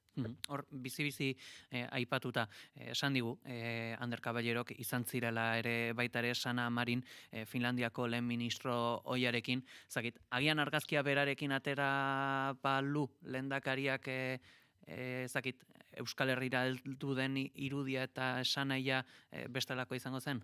Ekine? Bai, esaten dizut, nik ez dut Katy Perryekin argazkiak gaizki ikusten. Gauza da horren atzean zer dagoen edo gainerakoa zer izan den, ez? Eta akaso bai, Finlandia, el ministroiarekin argazkia atera izana, tira, baina agian nahi zuten, ez? Sareetan eta beste belaunaldi batzuekin ere nolabaiteko konexioin, ez dakit, Sánchez presidentea edo, Gobernu Espainoleko presidentea edo, Europan lehen ministrotzat hartzen duten Sánchezek, antzerakoak egiten ditu. Gauza da ondoren baduela bestelako posizio bat eta bestelako presentzia bat, ez? Orduan, ez dakit zer antzun galdera horri. Esaten dizut, ez duela berez gaizki ikusten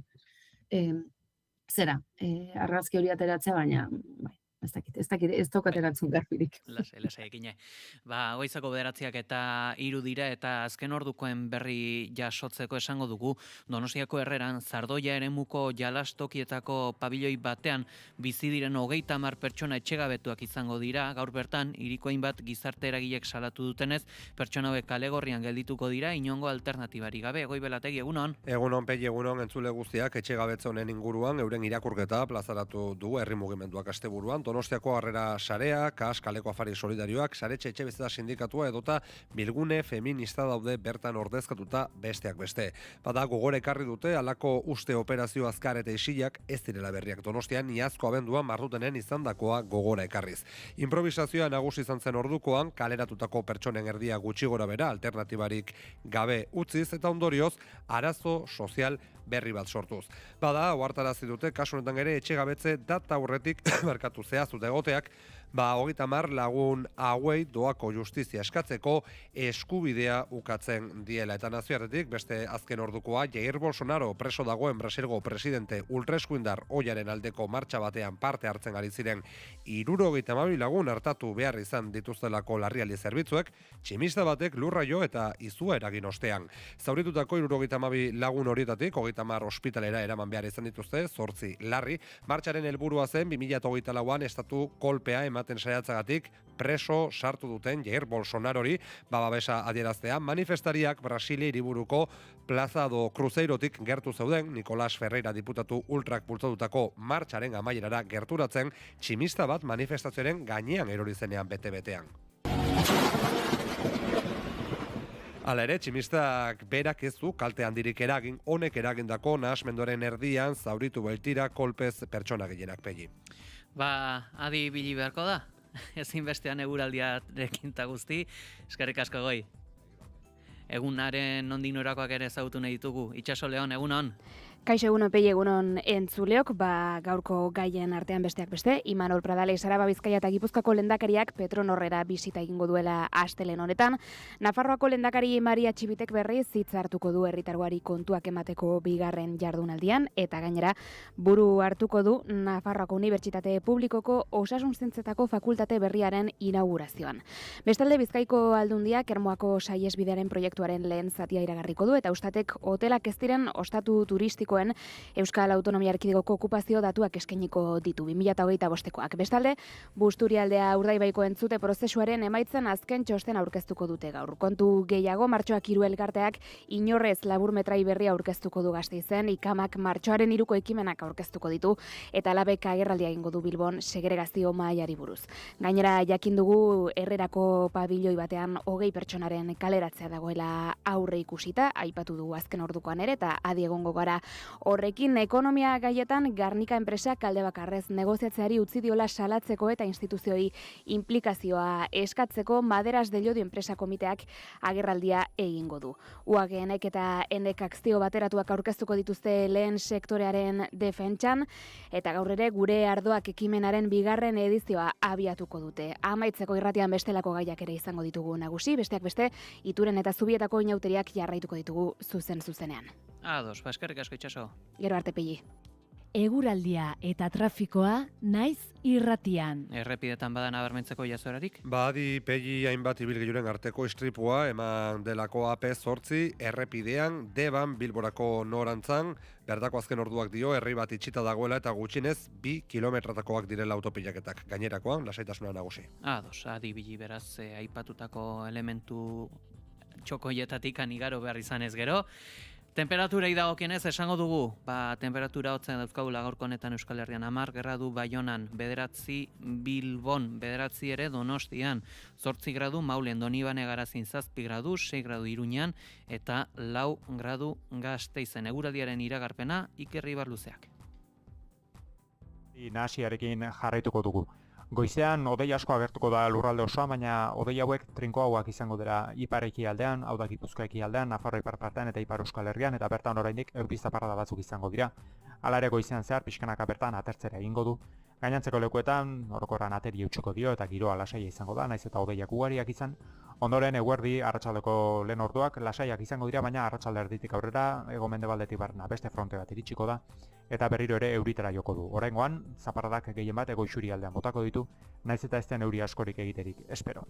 Haizeak hego-mendebaldetik joko du eta oraindik tarteka bolada zakarrak utziko ditu, bereziki lurraldearen mendebaldean haizegunetan eta mendi inguruetan. Temperatura minimoek eta maksimoek goraka jarraituko dute, minimoak 3 eta 10 gradu bitartean errendituko dira, maksimoak Kantabriar isurialdean 11 eta 15 gradu bitartean eta hego isurialdean 8 eta 14 gradu bitartean, temperatura freskoenak ohikoa den bezala Araba eta Nafarroa erdialdean neurtuko dira, altuenak aldiz kostaldean. Informazioaren aria.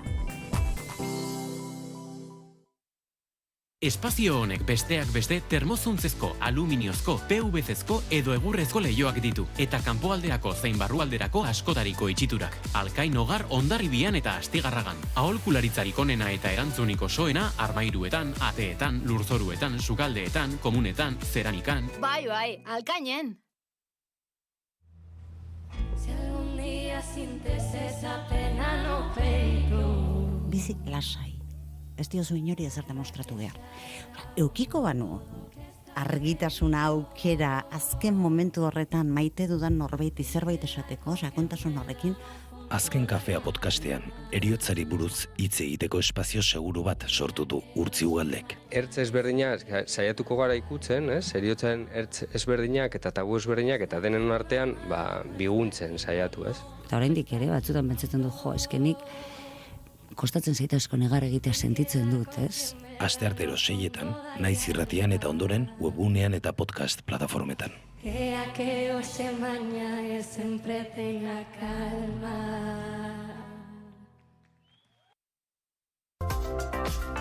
Kultura eta hizkuntza politika sailak, hizkuntza politikarako sailburu ordetzak diruz lagundua.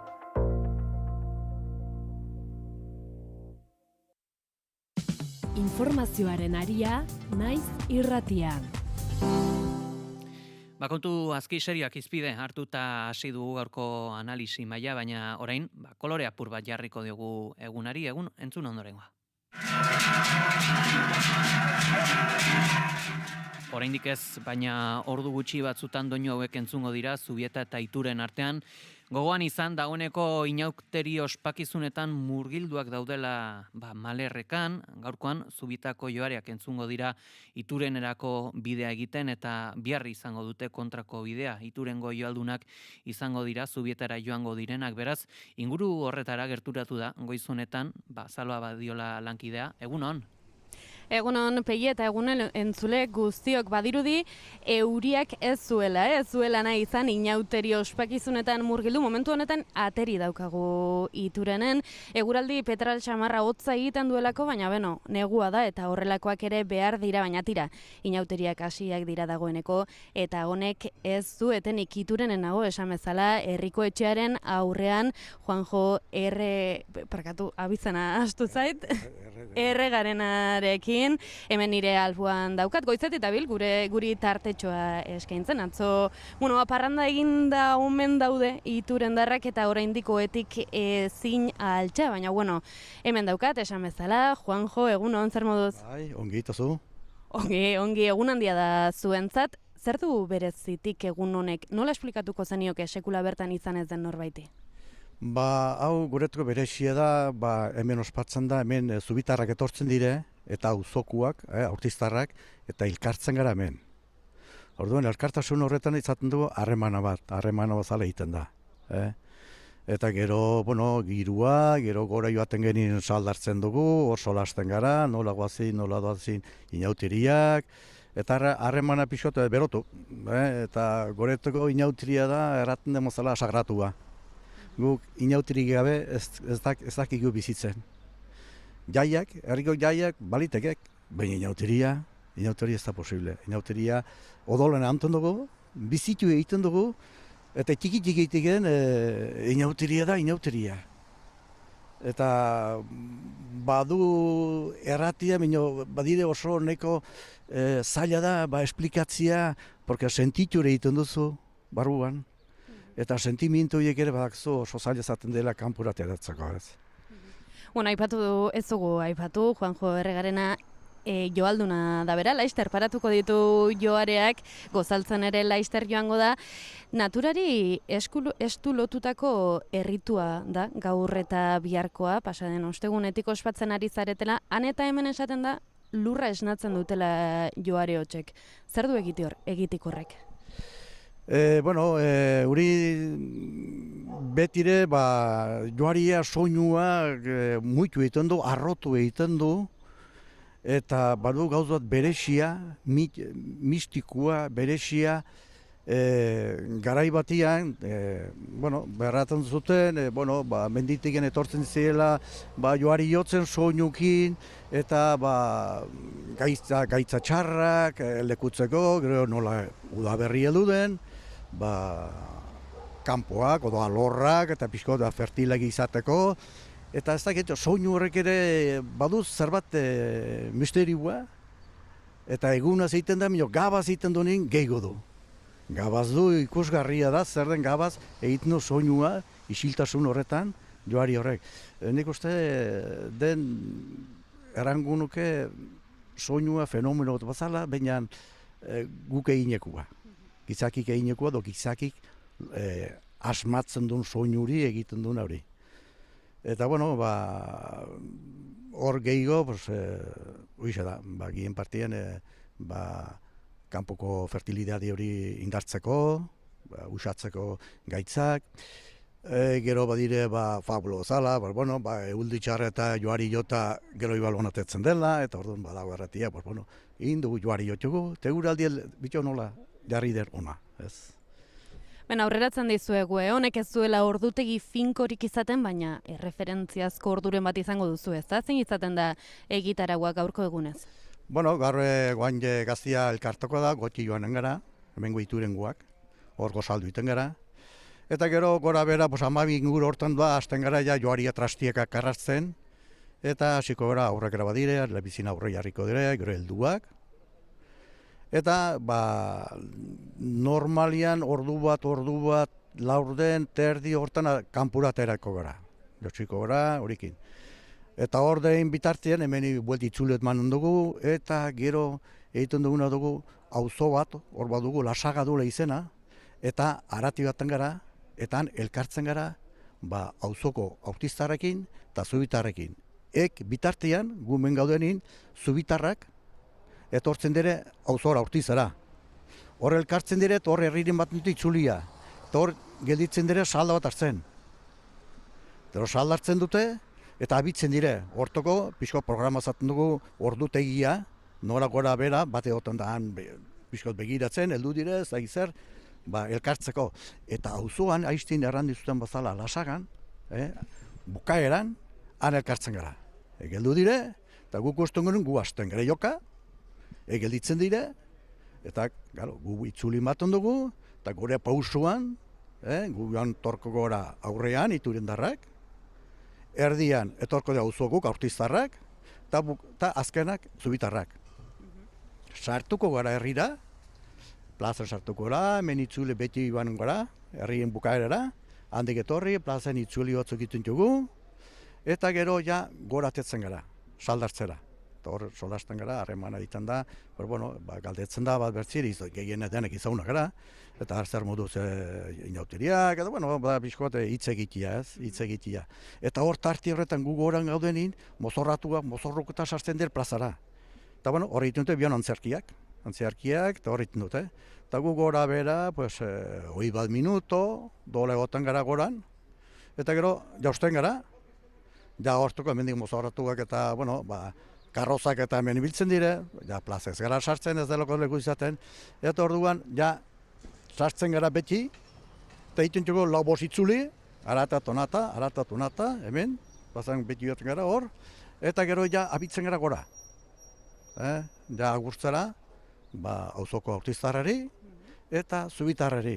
Eta herri honen bukaren hor, gelditzen gara, eta eskumaten dugu, ezagizer, eta solastu, eta bihar arte, eta ongi segi, eta ongi disfrutatuz, eta ez. Eta hori egiten joaten dire, eta guk itzultzen gara berri zen. Itzultzen gara egin, plazan, lau borsei buelta, hemen oten egin dia, lau borsei buelta egiten txuko, eta ja gelditzen gara. Gelditxo, joari gendu, eta itxera, pixo garbitasune egitera, eta zenbaitzu bertzen, segun hola dogon, garbitasunen, eta oean sartu igual. Hemen, beste inezkero, eta joari jozkero, joaria ez da egozin kirola. Izerdi ondiz, asko botatzen da izerdia.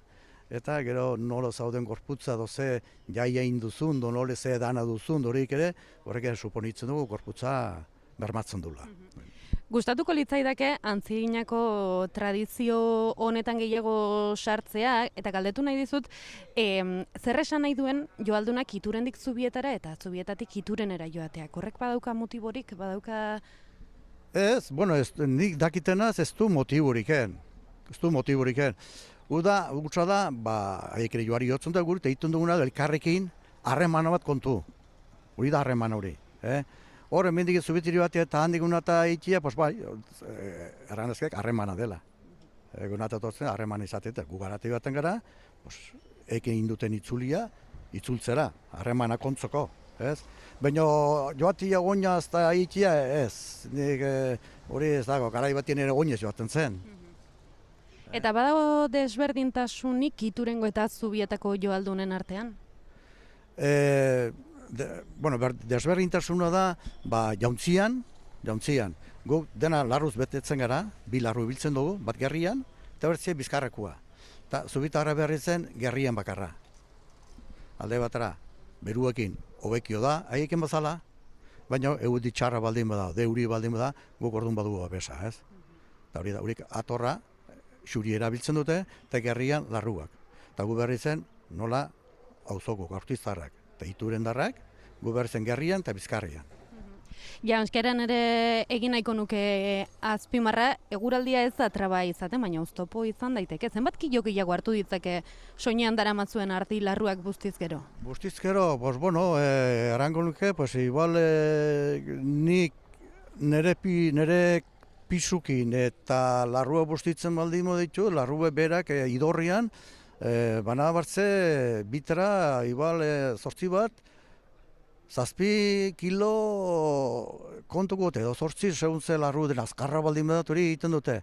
Bustitzen baldin badire, hori doblatu egiten dire. Eta zu bustitzen duzu larrua behar den bazala, alegatu gara, elurrekin eta alegatu gara euriekin ere bai. Eta, bueno, 100 kilo, bai, 100 kilo pasa, bai, hori bustita. Traba izan daiteke. Utsa, berotasuna gu kontzun dugu. Larrua ez da isa pasatzen euria, hilia kontzun dugu, gero barruan den larru hori, horrek ez duzen, guk horrekin babesa handia dugu. Utsa hori bai, paket hartzen dugu, pisua hartzen dugu, baina, bueno, jarri gara, ohituratu gara, eta utsa pena zaten dena da, larruak da ondatu egiten direla, euriekin. Horik idortu behar dire ongi, eta gero tunturrua, eta hori denak. Beno, gero izango dugu, tartea, janzten nola janzten diren ikusteko eta kontatzeko, baina konta iguzu, lan handia izaten da, joareak paratzea, janztea?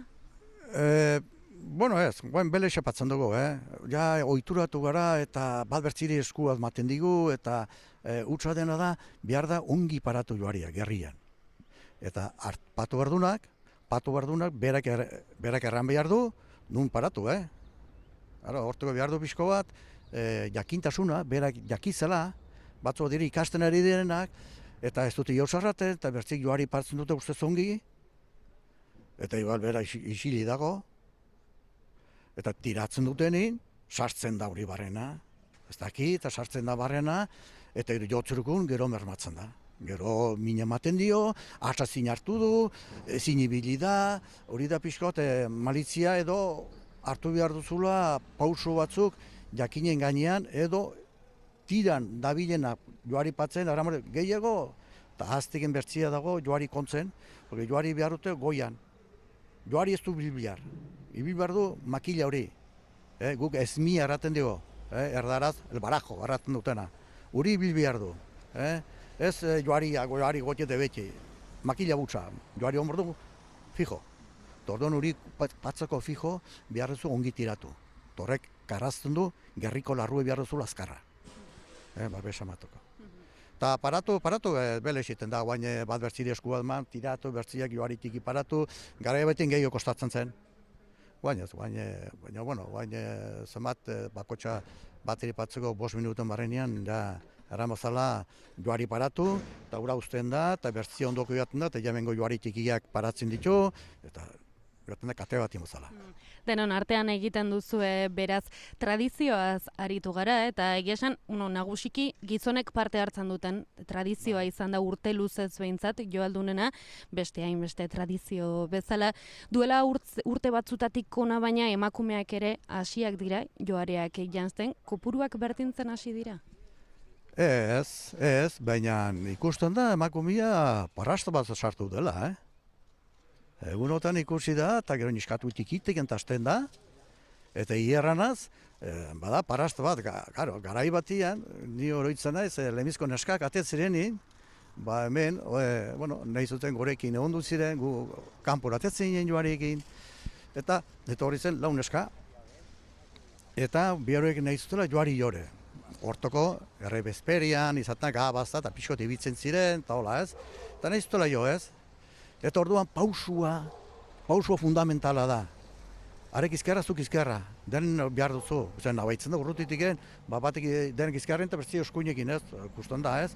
Eta gero neurria. Neurria nola antzinin dagoenekin, aurrian dagoenekin joaldunekin, eta izkerdo eskuinin dagoenekin. Parian, eta hola. Ez, bafila ez nasteko, ez. Hori egin ez gero, ez du jauz ikustukorik egin. Gero soinua, doinua atetzen da. Hori da, printzipala. Eta guk, lemizko neska horiek, orduan adintu bazagon, lehenko adintu gara unin, desgrazien mundu hondi lekutu dire, baina, eta hariek zuten denak gizonak. Eta ala zen, eta gu nisartu nintzen gaztetan ere, etzen emakume eriken, utza emakume zen sukaldaria. Eta nire aurrukuak izautu zuten denak gizona, sukaldari ere gizona. Eta gero, hor emakumik asitzeren, ez dakiz ziur, erratuko urtia, baina 1980 lauan, bosa, sei, hor inguru hortan nik uste hor intzutela lemizko emakumiak, gurekin ondu ziren, gu kanpun atetzen ginen talde bat, eta gurekin lagunatzea izaunak, eta, herritarrak, eta, nahi du joari jo, eta, guk behitzen hor adintuak, eta hori ezetzarrango dute,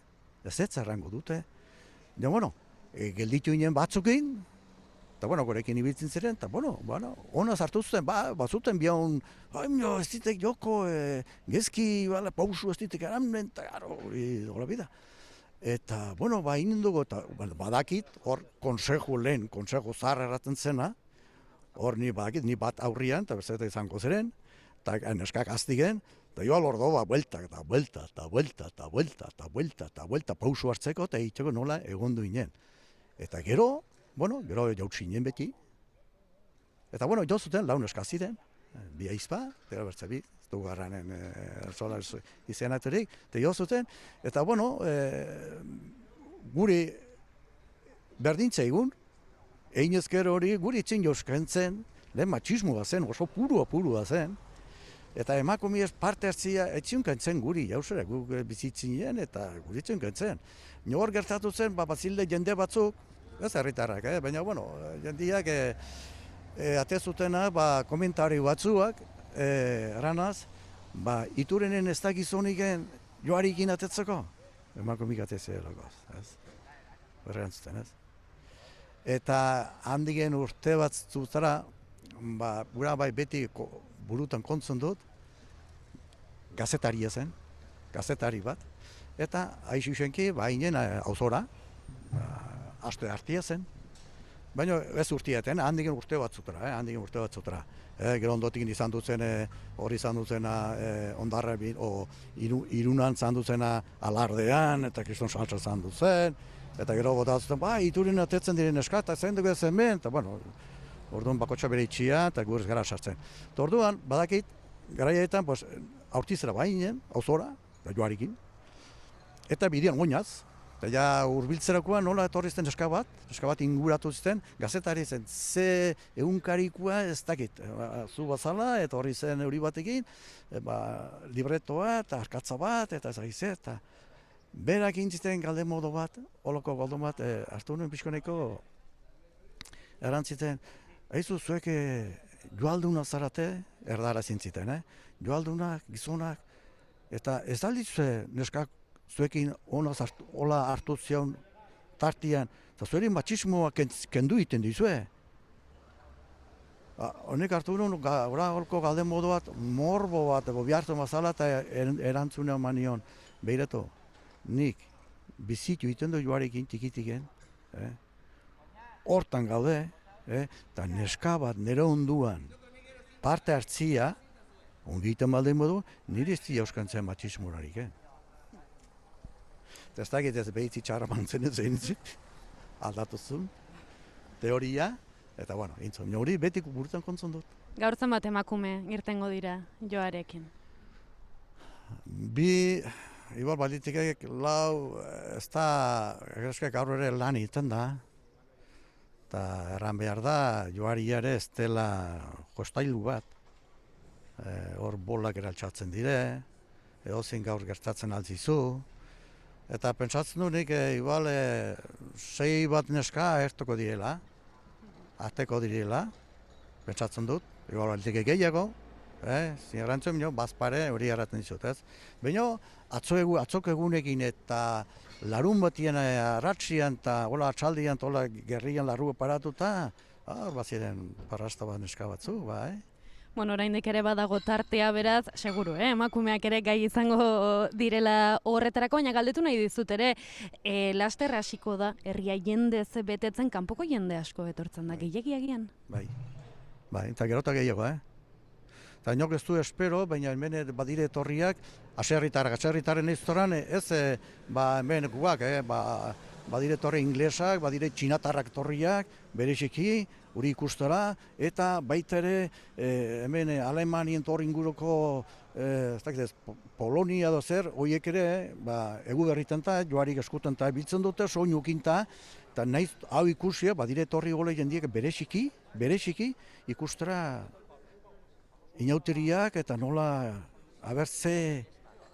ikustera, nola egiten den, edo han bazuten bihaun tradizioa eskukin ibiltzen dutena, toki askotan egiten dute, egu berritan, edo egu berrin bezperian, edo egiten dute, ez? Eta ikustera etorri da bereziki bai. Eta garai batian, telebistak etortzen ziren, kanputarrak ere etortzen ziren. Bueno, beti esaten dena etorri bai, baina beti errespetuz eta Guk hori nahi izaten dugu, etortzen aldire, errespetatu. Ez, ona etorri eta uste dutela bihaun itxinda dela. Guk ona zartzen dugu, baina imar da errespetatu.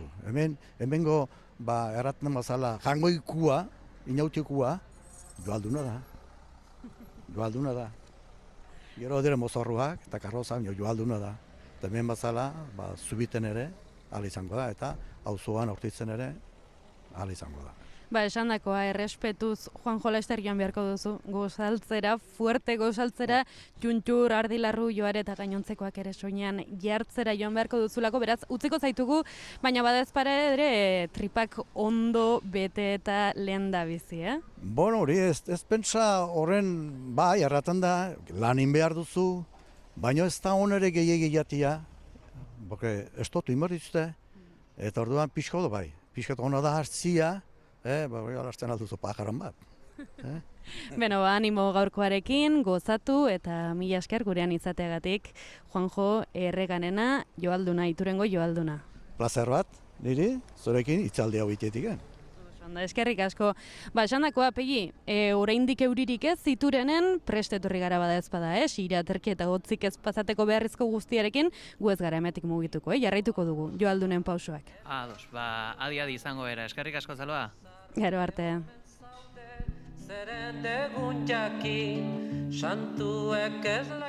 Orduak pasako genituzke Juanjo Erreganena entzunez, zelako pasioa jarri dion Joaldun izateari, esan du, beraretzat inauteria sakratuak direla, odolan eramaten den zerbait, eta antzerare bizi dira inauteriak Tolosan, Garbinez, momentu entzutaz horreitu naiz, ez dakit, halako sentipenik edo partekatzen duzu Erreganenarekin? Erabat, identifikatuta sentitu naiz, beraren hitzekin, ez da, aipatu du, eski tradizioa, baina sentimenduak bihotza eta sakratuak direla inauteriak, Tolosan berdin bizi ditugu inauteriak, guretzat da aparteko gauza, tradizioa txikitatikan bizi izan duguna, eta hor lotzen dira, odo azaltzen dira asko, ez da, aldagai asko, faktore asko, batetik adibidez Tolosan bereziki musika, ez da, entzuten dugu ostegun gizenen musika berezi bat egun horretarako, txaranga batekin, gero igande handian artik hasita baita ere beste musika bat, espazio bakoitzak dauka musika bat, txarangan musika, baina musika desberdinak, eta, nik uste dut hori dela, niretzat behintzat hori da inauterien mamia, bihotza edo gunea, erdigunea, ez da? Eta hortikan badakigu musikak zenolako ahalmena daukan gure bihotzetan jotzeko, eta gogorarazteko, ekartzeko, gure ez dakite haurtzaroa, gure gaztaroa, eta bar, eta, dena da, eta azkenean da herritar guztion parte hartzea, ez da? Inauteritan, Tolosan ere, jende asko hartzen du parte erabatea edo bestea, mozorrotu gabe, edo zein gauza jantzita buruan, baino kalean, eta denok elkarrekin ikuste dute dela momentu benetan oso polita, eta oso interesgarria, eta benetan azkenean behar bada konturatu gabe, baino batzen gaituena, eta izaera propioa ematen diguna. Jende askok esaten digu Tolosan badagoela zerbait, oso jende mugitua, orokorrean esaten dute, mugituak garela, ekimen asko daudela, jende asko dauzkala, ez dakit ez da, daukala espazio garrantzitsua arlo askotan, arlo artistikotan batez ere, baina bestetan ere bai, eta nik uste dut benetan esaten dut, horretarako faktore bat dela hain zuzen ere inauteriak dauzkagula eta hor denok jartzen dugula gurea. Zuen bai benarekin ala ere, bai, Tolosako zati bat badaukat, nire abizenetan, laurden bat behintzat, hala ere... Bai, esan izan duzu bai baino gehiagotan, Bai, bai. Garbiñe, Ze ni sortea duzun. relojeriko ondorengoa naiz, ugartetarra naiz, baina zentzu horretan, aizue, etzaizu iruditzen esate baterako bai txotx garaia edota esate baterako kostaldeko San Sebastian bueltako guzti hau, akaso inauterietatik ez dugula gehiagi bereizten, ze irudipena daukat esate baterako ez, begira, deigarri egin zait, esate baterako Antigua auzoan San Sebastian eta Andamorradak eta joaldunak ere atera direla esate baterako, ez? Eta egia da, galdu duela espiritu hainbatean mozorrotzearena, ze jatorrizko inauteriak nik ikasi eta jaso duanaren arabera, Donosti alde honetan, esate baterako edo kosta parte honetan, baziren inauteriak, ezta? Beraz, gu ere inauterietan egon du gara, baina ez dakit horretaz ere dagoeneko despegatu ote garen gehiegi, eta aipatzen zenuen ez, sena izatearena, identitatearen parte ere bada, joarearekin lurra esnatu araztea, ez? Lurra esnatzeko unare badelako, ez dakit uste dut logika gehiago edo logika mankomuna aplikatu beharko geniokela, pixka bat eskualdez eskualde, gainera nola pixkanaka norberak bere garai bateko tradizio ohitura hauek berreskuratzen dituen eta nolabaiteko esnatzeko momentu hori erabiltzen duen, ez? Egia da Tolosakoak ez dute parekorik, egia da, ez dute antzerakorik, baina uste dut badirela gehiago ere eta logika berean sartzea interesgarria litzakela, ez? Eta zentzortan pena badut, zentzu batan esaterako, egunotan San Sebastianak pasata nola Bilbotarren aurkako iluak entzun ziren, ez? Donostiako plaza berri zen aurretan, ez eta konstituzio plaza bezala ezagutu, eta gero ere zenolako uniformizazio eta militarizazio izan duen esate baterako Andamorradak, ez?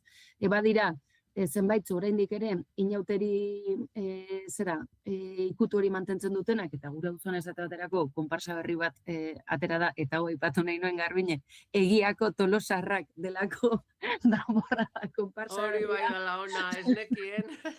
Eta bazi joazen, kasi gorrotxategiren txapelarekin, ez? Ez ziren kozineroak, baizik eta pasteleroak ziren, gozogileak ziren, eta izugarrizko martxa, eta ez hainbeste lerro militar horiek betetzarenak. Eta aurrak berriz, eta izugarrizko penarekin bizitzen dut, nola ni neu ere atera naizen Napoleonez jantzita, beste 100 aurrekin batera, erabat militarizatutako desfile horretan, erabat erdaldundu dena, bide batez ere aipatuko dut, kristo guztia erderaz ari zelako, oso pena handiz bizar izan ditut data hauek zentzu horretan, eta uste dut Malerrekak gordetzen duela gure ez dakit altxorretako bat, ez? Ze ziur askori galdetu ezkero Malerreka non demonio dago, gehienok askok inguruan ez du jakingo erantzuten, ez? Bidasoa ibaia segi eta segi ezkero, edota ez dakit Iruñerritik etorri ezkero, non dagoen, ez? Bada halako bailara berezi bat,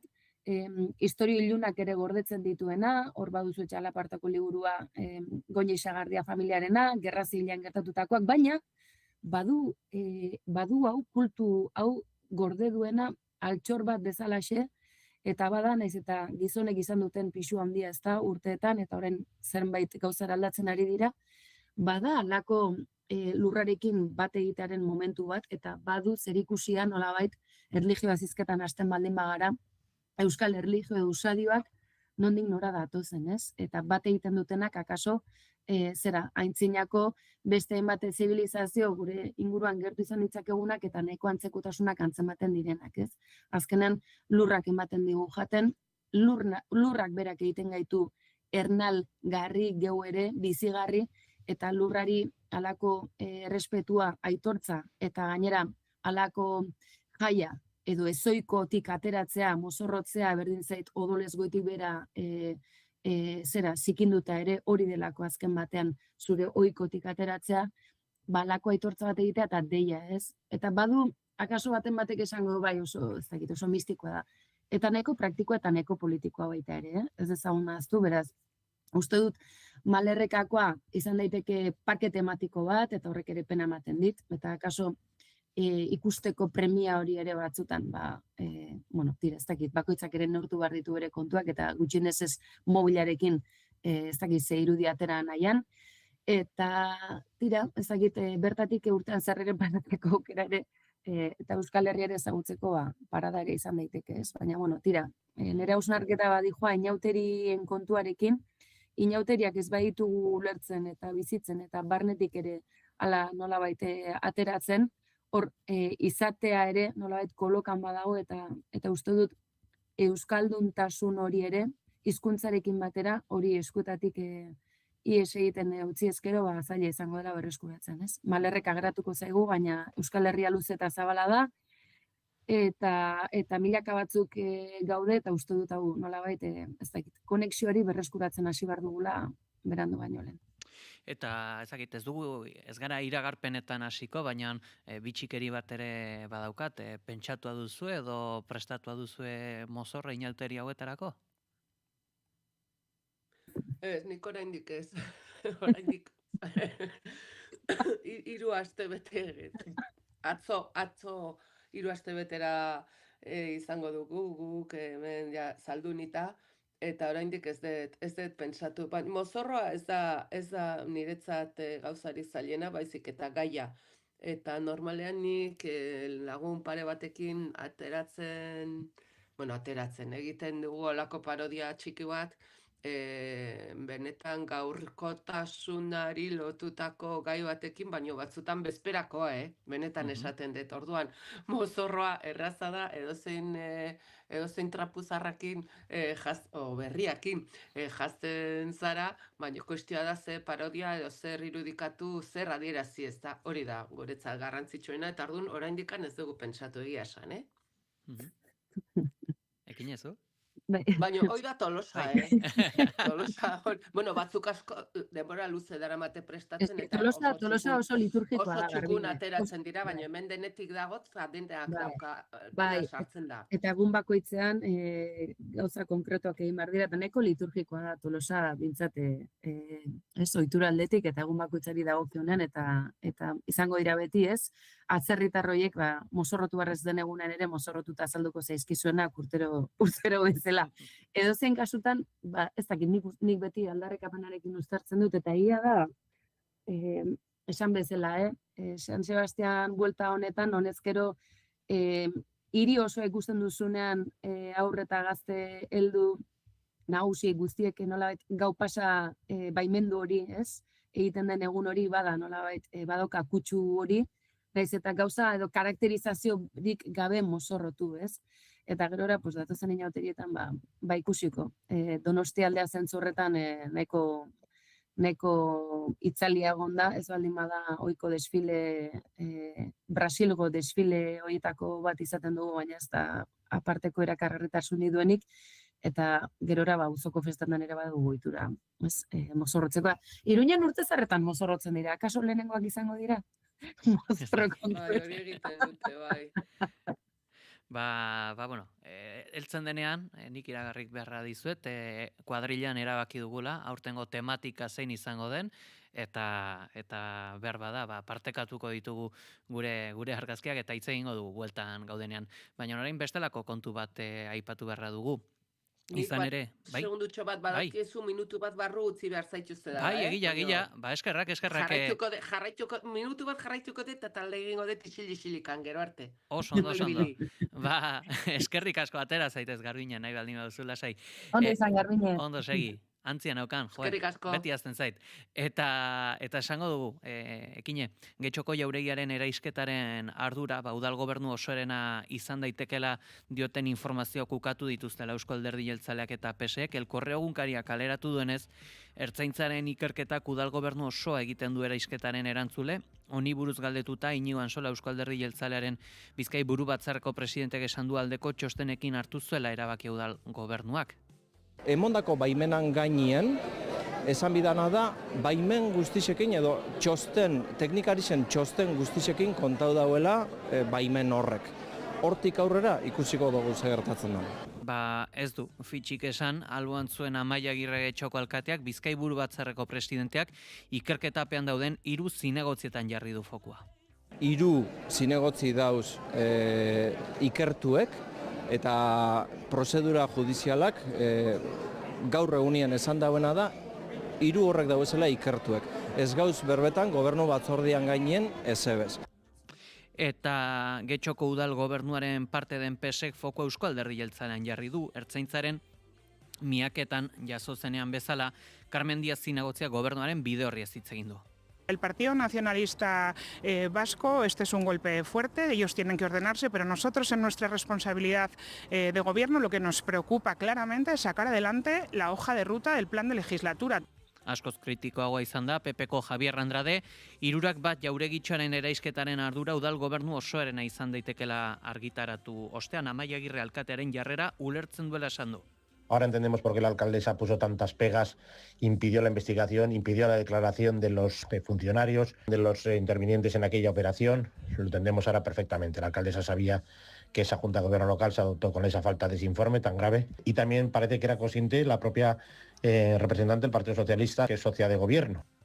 Eta El Correo egunkariak azaldu duenez, Bertzaintzaren txostenean jaso da, eraisketaren ardura udal gobernu osoarena dela, eraikinaren babesa dela eta ezin zitekelako honen eraisketa onartu. Gehitu dute ere, ez dagoela erabaki hau berresteko txosten juridikorik. Testu inguru honetan, Aitor Esteban, EAJko buruak damua adirazi du eraitsitako jauregitxoa Eiffel dorrearekin parekatu izanagatik. Se está hablando de muchas generalidades, ¿no? Pero ni se habla, por ejemplo, del nivel de protección del edificio, que era el que era, porque parece aquí que esto fuera la Torre Eiffel, pero más allá de todo eso, si hubiera un nivel de protección, hay que ver, sobre todo, que es la parte importante, qué es lo que han hecho esos concejales y qué es lo que ha hecho el ayuntamiento. Y si el ayuntamiento también, defendiendo ese bien y lo que le correspondía defender ese bien, ha actuado correctamente o no. Y en lo que nos consta, es que el ayuntamiento y los concejales han actuado conforme a derecho. Si se demuestra lo contrario, tendremos que actuar. Pero me da la sensación que se está montando una cierta bola sobre elementos que no parece que tengan tacha. Badirazpen hauekin ez zuela asmatu esan dio berriki El Correo egunkariari. Bueno, ekine. Ez daukagu denbora handirik, baina aipatu nahi dugu, albiste hau, arrabotsa ekarriko baitu, bereziki ondorengo ostegunean izango den pleno horretan, Alderdi Popularraren ekimen batek Amaia Agirreren dimisioa eskatuko duelako, eta ez dakit, jakin nahi dute, bereziki, galdetu nahi dizute, komunikazioari dagokionez, nola ikusten duzu Eusko Alderdi Jeltzalea? Ze horre ukazio puntu bat ere egontzen duela aste batzuk, baina sekretupean egon den ikerketaren ostean, orain ondorioa da, hainbat teknikari eta zinegotzi jeltzale hainbat, orain inputatuak daudela, edo ikertuak orain esaten den bezala. Bai, eta azkar tarte gutxi dugula. Hemen ikusten duena da, eta ez dakite, teleberria kirurgikoki aztertzeko joera baldin baduzue, edo bintzat ikusten baduzue, askotan ez dago garbi zein ari zaizun hizketan, Eusko Alderdi Jeltzalea edo eta Jaurlaritza. Hori pasatzen zait hainbatetan, ezta? Eta kasu honetan esate baterako, Esteban da, ustelkeria auzi honi dagokionen hitza hartu duena, eta nolabait gainera minimizatzeko joera batekin, ez? Hasiera batean ukazioa zen, orain minimizatzea. Akaso asko erromantizatzen dut Frantzia Jakobinoarekin, eta hor barkamenak eskatzen ditut aurrez, baina pixka bat abiadura handiko trenarekin lotzen dut kontu hau. Zaila egiten zait pentsatzea Ipar Euskal Herrian, urrunago joan gabe, halako eraikinak, bai, izan ondare direnak, bai, edota goiti bera botatzea beharrik ez dutenak, eta normalki berrikuntza, ez, aislamendu neurri batzuekin, oraindik ere gehiago revalorizatzen diren eraikinak direnak klasikoak, garaibatekoak eta balio arkitektonikoa dutenak, ez? Badirudi bizi garen herri honetan baina kontrakoa dela joera, eta hemen negozioa dagoela, goiti bera bota, berdin zait Torre Eiffela izan baserri bat, hemen Gipuzkoan baserrien galera ikaragarria izan da esate baterako, baina ez nahi sartuko horretan, balore historiko arkitektonikoaren galerak izan ditugun, eta tira, Donostian bizi naiz, en fin, Herrerako pabiloiak aipatu dituzue, eta hor drama humano bat badago, baina horratzean badago halako politika urbanistiko bat azken hamarkadetan egin dena, ez? Donostian esate baterako gutxi geratzen da, goiti bera bota eta eraikitzeko, ez da? terren hori geratzen, eta azken pabiloiak, hoietako batzuk izango dira berrerakoak kasu, ez? Eta kasu honetan getxon, baten batek aukera ikusi zuen, udal gobernutik erraztasunak izan da, pentsatzen dut, goitik bera bota eta luxuzko etxeak eraikitzeko. Ez dauka logikarik kontuak, eta gehiago, are gehiago joan ezkero, konstruktorarekin duten harremana, udal gobernuko kideek izan duten, edo ez duten negozioetek inazenet, iruditzen zait batetik izugarrizko txapuza, harrituta geratzen naiz, uste dut hiritar askoren sensazioare hori izan daitekeela.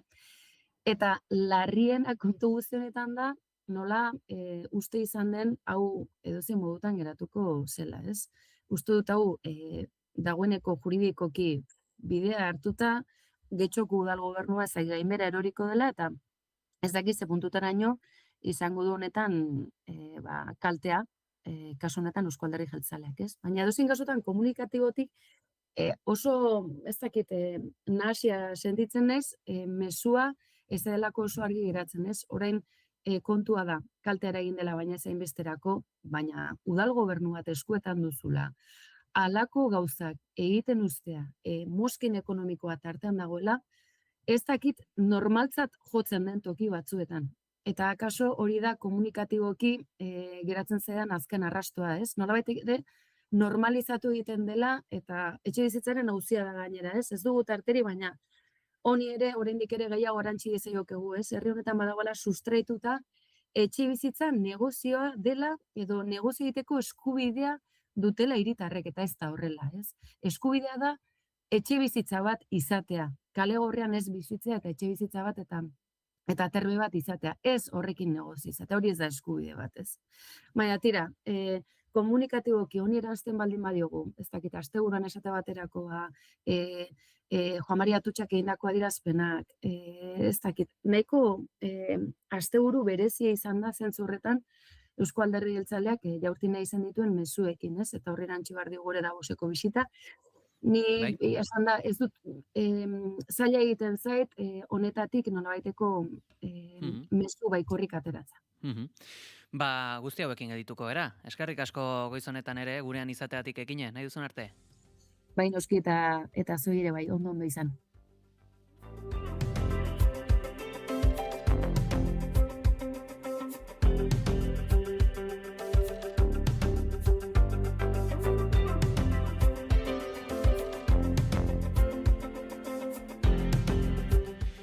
Eta gaurko saioa amaitzeko, nekazaritza ekologikoa hitz egitea erabaki dugu. Zehazki, gurekin daukagu Judit Gartzia, Euskadiko nekazaritza ekologikoaren kontseiluko lehendakaria, Ekolurrako lehendakaria. Egunon? Egunon, bai. Bueno, hasteko, jakin dugu, zer nolakoa da nekazaritza ekologikoaren testuingurua eta zer nolako datuak jaso dituzue 2025 urteko jardunaz? Bueno, berez nekazaritza ekologikoa da sektore bat edo eredu bat, hobeto esan da igual, ez? Ze barrune sektore guztiak garatzen dira nekazaritza ekologikoan, den baitan. Baina da eredu bat urtero goruntz doana, ez? Aurten adibidez izan duen 2025 urtean igoera izan da lurraren 153koa eta errolda, operadoren errolda igo da 106, ez? Hau dena esan da, baita ere beste ikuspegia izango litzateke, goruntz doan sektorea izan arren, benetan ze portzentaia den, ze pixua daukan gure sektorean, ez? Eta oraindik ere, Europak markatzen duen helburu 2030erako helburutik urruti gaude oraindik. Ekologikoan lan egitea konplexua da, baserritarrari edo laborariari bestelako eskakizunak eta bete beharrak batzen zaizkio bere lanari? Nekazaritza ekologikoaren eredua araututa dago, ez? Badago arauditegi bat, Europarra dena, eta horrek markatzen du zenolako praktikak egin leizken, zenolako praktika lehenesten diren, eta zenolako praktikak edo batez ere gehigarriak debekatuta dauden, ez? Hau dena esan da, esan daiteke dela, ekoizpen eredua, aintzinatik datorkidana, edo behintzat oinarrituta dago sintesi kimikoko elementuak sortu baino lehenoko nekazaritza praktikatan oinarritzen dela, ez? Beraz, printzipioz nekazaritza naturala izango litzateke maila handi batean, ez? Eta bertan, ardatzak izango lirateke lurraren zaintza, hori eta lurra behar bezala ongarritzea, azken finean lurratik etortzen dira elikagaiak, eta orduan lurra bera zaindu behar dugu, sintesi kimiko produkturik ezin dira erabili, noski, transgenikorik ere ez, elikagai gehigarri gehienak aditiboak ere debekatuta daude, bioanistasunaren zaintzan oinarritzen da baita ere, ekoizpen eredu hau, eta animalin ongizatea bermatu behar da, ez? Orduan hori dena egiten da, praktika tradizionaletan oinarrituta, eta gaur egungo teknologia maila batean erabilita, ez? Orduan beraz, badago mugatuta, ez? Bada eredu bat regulatuta dagona, baino era berean naturatik eta ziklo naturaletatik gertu dagoen elikagaiak ekoizteko eredua. Eta horre, joko dugu, zure kasura, zehazki, zu Etxeberria Goikoa baserriko gaztagilea zara, Olaberrian, eta ez dakit, jakin nahi dut, nolatan erabaki zenun ekologikora salto egitea, eta honek nolako ondorioak izan ditu zure jardunean? Bueno, baserri hontan esnebeiak beti edo behintzate hemen gauden beti ezagutu ditugu, ez? Eta ereduari dagokionez, eredu naturala mantendu da, hamarkada hauetan zehar, larrea izan da beti animalin, produzioaren ardatza, animalik larretzea, animalik kopurua beti egokituta egonda larrearen kopuruari, hau da, estensiboan hazi dira animali horiek denak, eta produktu kimiko horien erabilera, edo oso mugatua edo ez da izan, ez? Orduan momentu batean, gaur egun gaudenok baserria jaso genuenean, erabaki genuen eredu horri jarraipena ematea eta nekazaritza ekologikoaren erroldan inskribatzea, ez? Orduan, horrekin egokitzapen batzuk egin behar izan genitun eta batez ere azpiegiturei dagokienez, ez? Animalin ongizatea gaur egun daren estandarretara ekologikoan egokitzeko, baina, eredu produzioari dagokionez aldaketa handiegirik ez zegoen, ez? Eta bai garbi ikusten genuen,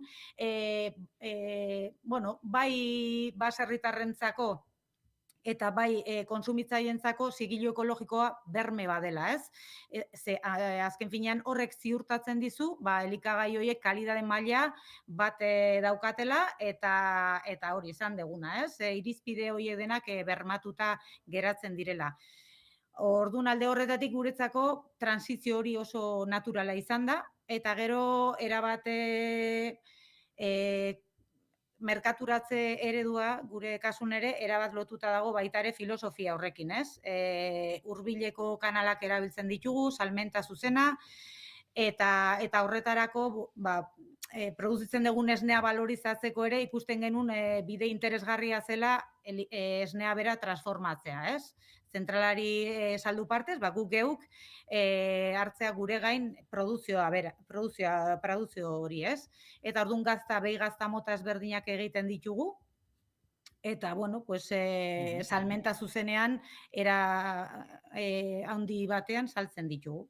Eta azkenik ere, bukatzeko jakineko nuke, ekolurraren bueltan, sarean ibilita, salmentarako ere ala saltzen duzue, sarean, antolatuta, kontsumo kopura eta ere, kontsumo taldei ez da? Bai, gu ibiltzen gea, azokatan eta konsumo taldekin lana egiten dugu. Gero, puntu hontan, aipatu daiteke kontsumitzaileentzako interesgarria dela enekeko lurrak sortutako sareko bilatzailea, hor bertan aurkeztu, bilatu daitezkelako, autonomia erkidegoko produktore ekologikoak, ez? Eta nun lortu leizken gure produktuak. Eskerrik asko, goiz honetan gurean izateagatik, Judit. Bale, eskerrik asko zuri.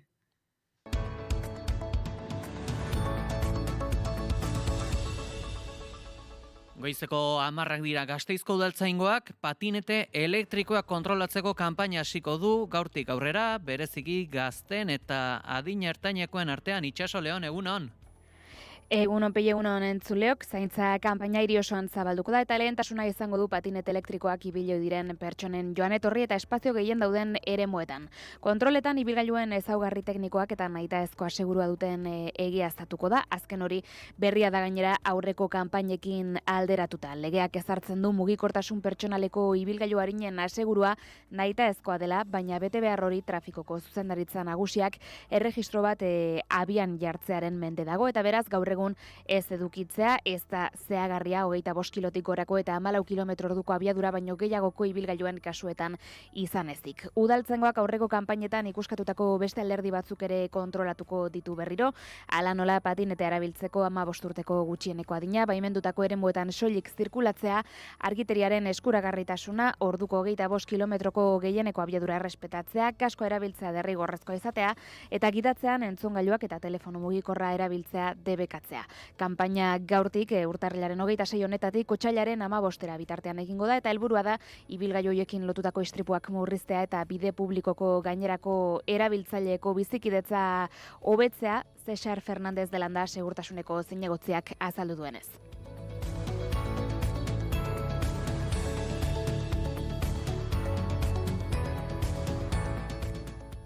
Eta gogora ekarriko dugu ere goiz honetan zehar aipatutako beste kontu bat, hain zuzen Donostiako Herreran Zardoiaren buko joelastokietako pabiloi batean bizi diren 30 pertsona etxegabetuak izango direla astelehen honetan. Hiriko hainbat gizarte eragileek salatu dutenez, pertsona horiek kale gorrian geratuko dira inolako alternatibarik gabe. Ohartarazi dute kasu honetan etxegabetze data aurretik zehaztuta egoteak 30 pertsona horiei doako justizia eskatzeko eskubidea ukatzen diela.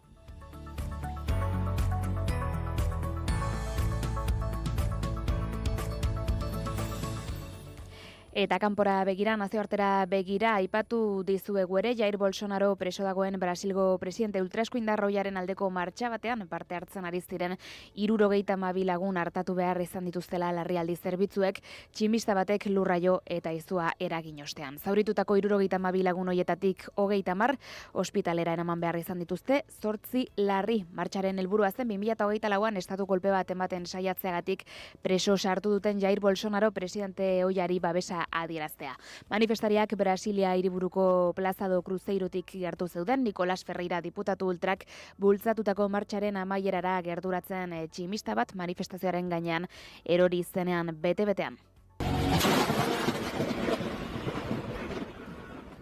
Alere tximistak berak ez du kalte handirik eragin, honek eragindako nahasmenduaren erdian zauritu baitira kolpez pertsona gehienak. Eguraldia eta trafikoa naiz irratian. Eta trafikoari dagokionez, aipatu behar dugu hainbat ibilgailuren arteko istripua izan dela AP8 autobidean, 53 kilometroan Deba parean alegia eta Bilborako noranzkoan. Istripuaren ondorioz hainbat pertsona zauritu dira. Gainera erreietako bat itxita dago eta ondorioz gutxienez 4 kilometroko autoilarak sortzen ari dira. Larrialdi zerbitzuak bertaratu dira eta zaurituak hartatzen eta inplikatutako ibilgailuak erretiratzen ari dira. Agintariek karretan dizgidatzeko eta 011 telefonoaren bidez trafikoaren egoera kontsultatzeko gomendatu dute, zirkulazioa normalizatzeko lanekin jarraitzen duten bitartean. Beraz, hilarak AP8ko 53 kilometro aldean, baina bestalde esan dezakegu amaitu direla Bizkaia inguruan, Bilbo aldirietan sortu ohi diren, goizero sortu ohi diren autopilaketak. Eta hauek esan da, eguraldiaren informazioa Iker Ibarluzeak ekarriko dugu. Asteari ekiteko eguraldi nahasiarekin jarraituko dugu.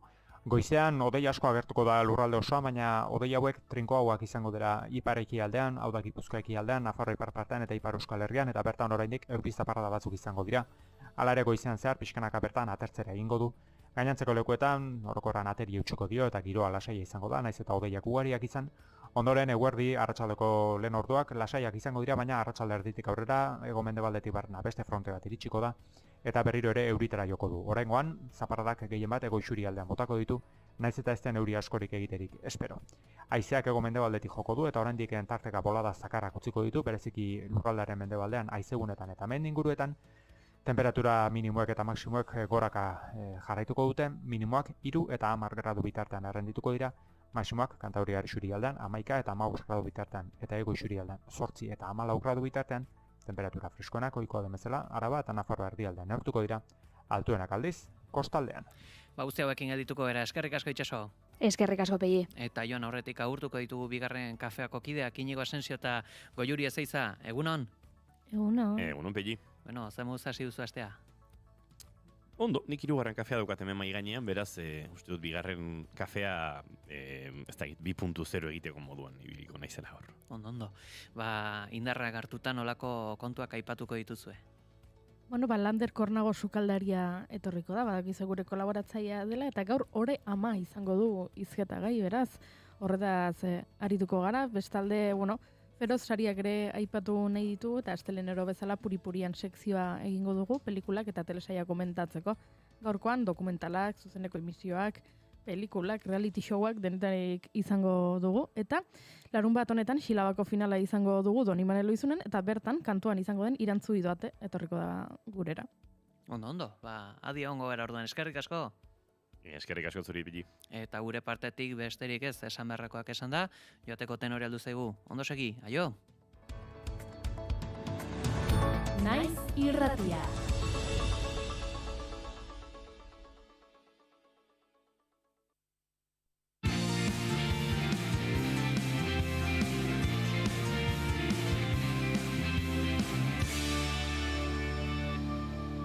Naiz irratian, bigarren kafea.